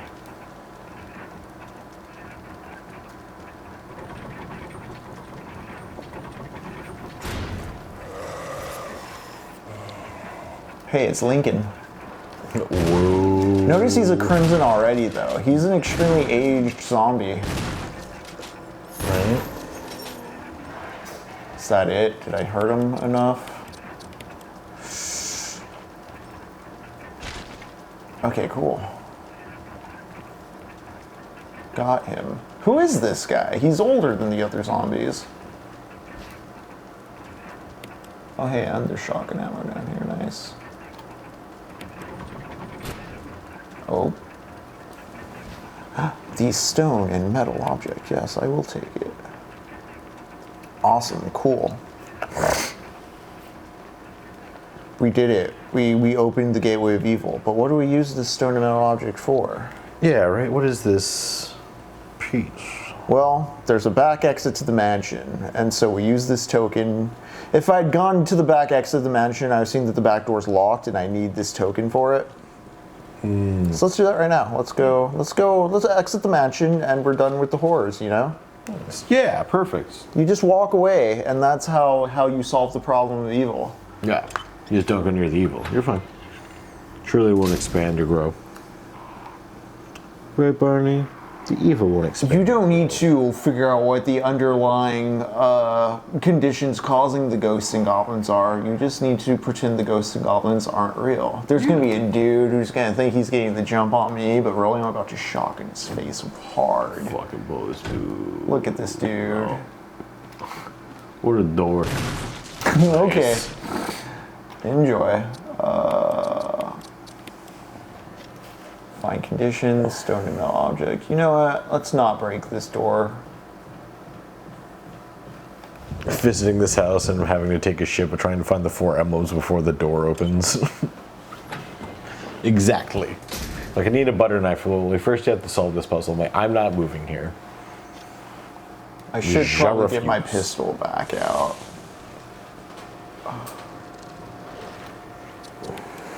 But yeah, boom. Oh, my Fucking dog. dog, I don't want to deal with you. It's a hooch.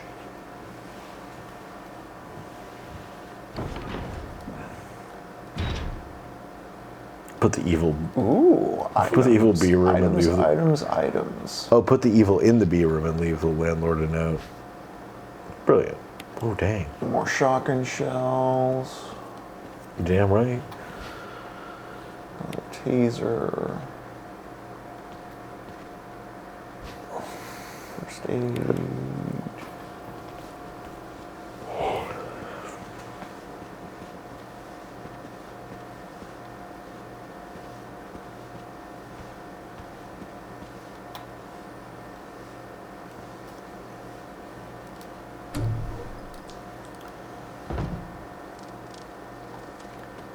Hey, look, we're outside.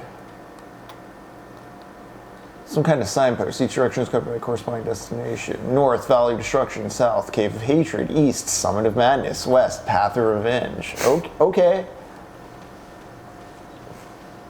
Sir, what the fuck? So there's a little weather vane right there. Oh, hey. Radio reception. Very. A monster in chains?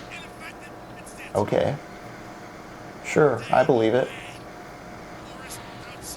Wait, Barry, how did you get outside the mansion? Why didn't you tell me you found a way out? Where are our friends, Barry? You're acting kind of weird.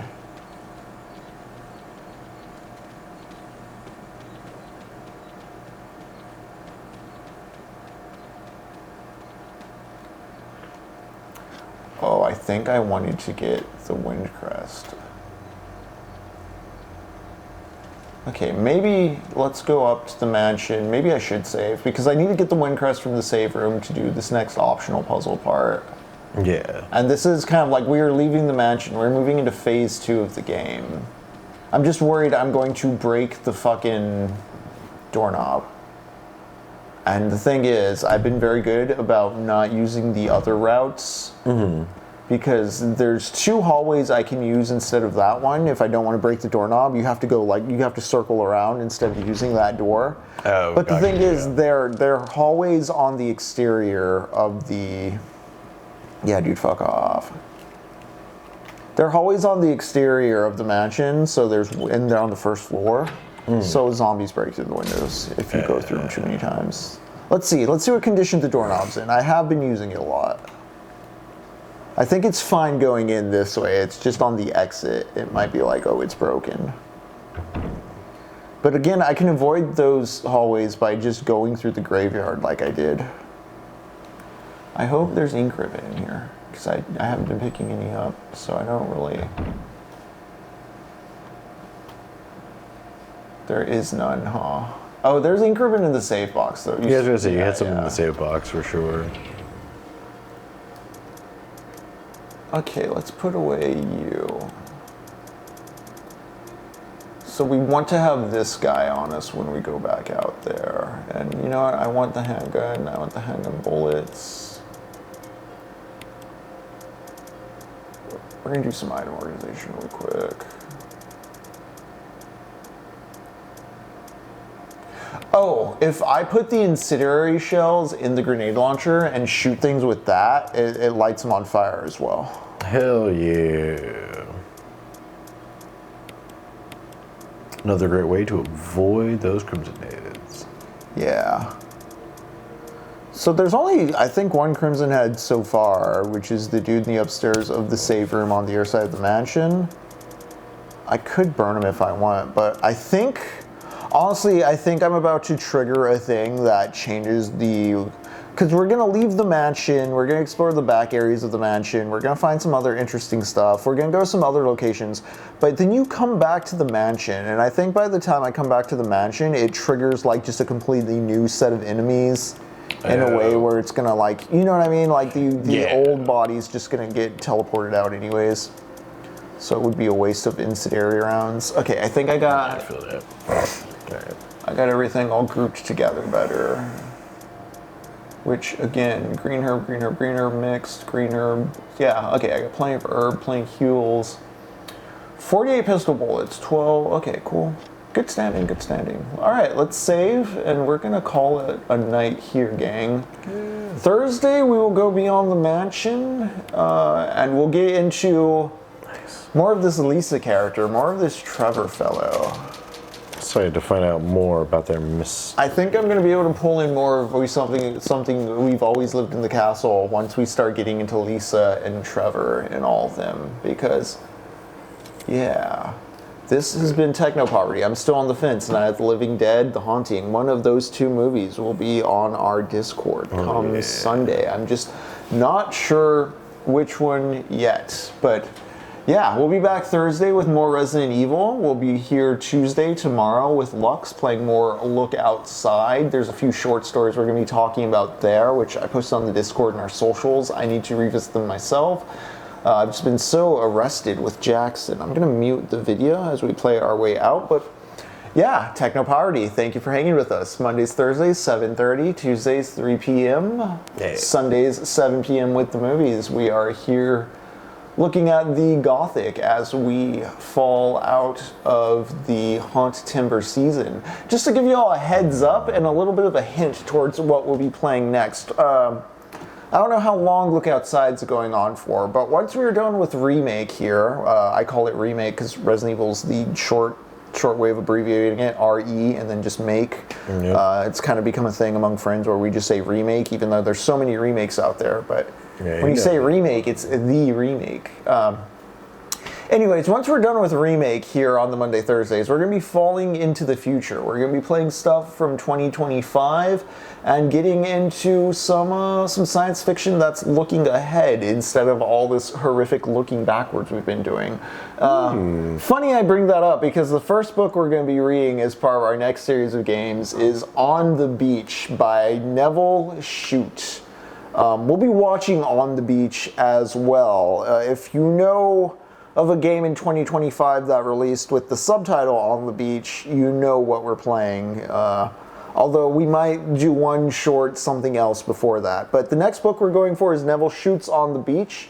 It was like I think it won like a few Oscars or something in the 50s, the film adaptation. But it's like a post-apocalyptic novel about people living in a submarine who are scared to like surface because they're not sure if like nuclear radiation is still around or not. Okay. That's all I really know about it. It looks like a short, fun read, and again, it's influential on the next big game we'll be playing as part of our Fall into the Future block. So if you're keeping up with the books we're reading, check out On the Beach. Otherwise, you know, y'all take care tonight. I'm gonna cut to our little bumper now, and see you around, y'all. See you all soon. Forehead kisses. Yes, forehead kisses. Ha ha ha. For all of you. Mwah. Y'all take care. Keep reading. Keep safe out there. Fuck ICE. Fuck Israel.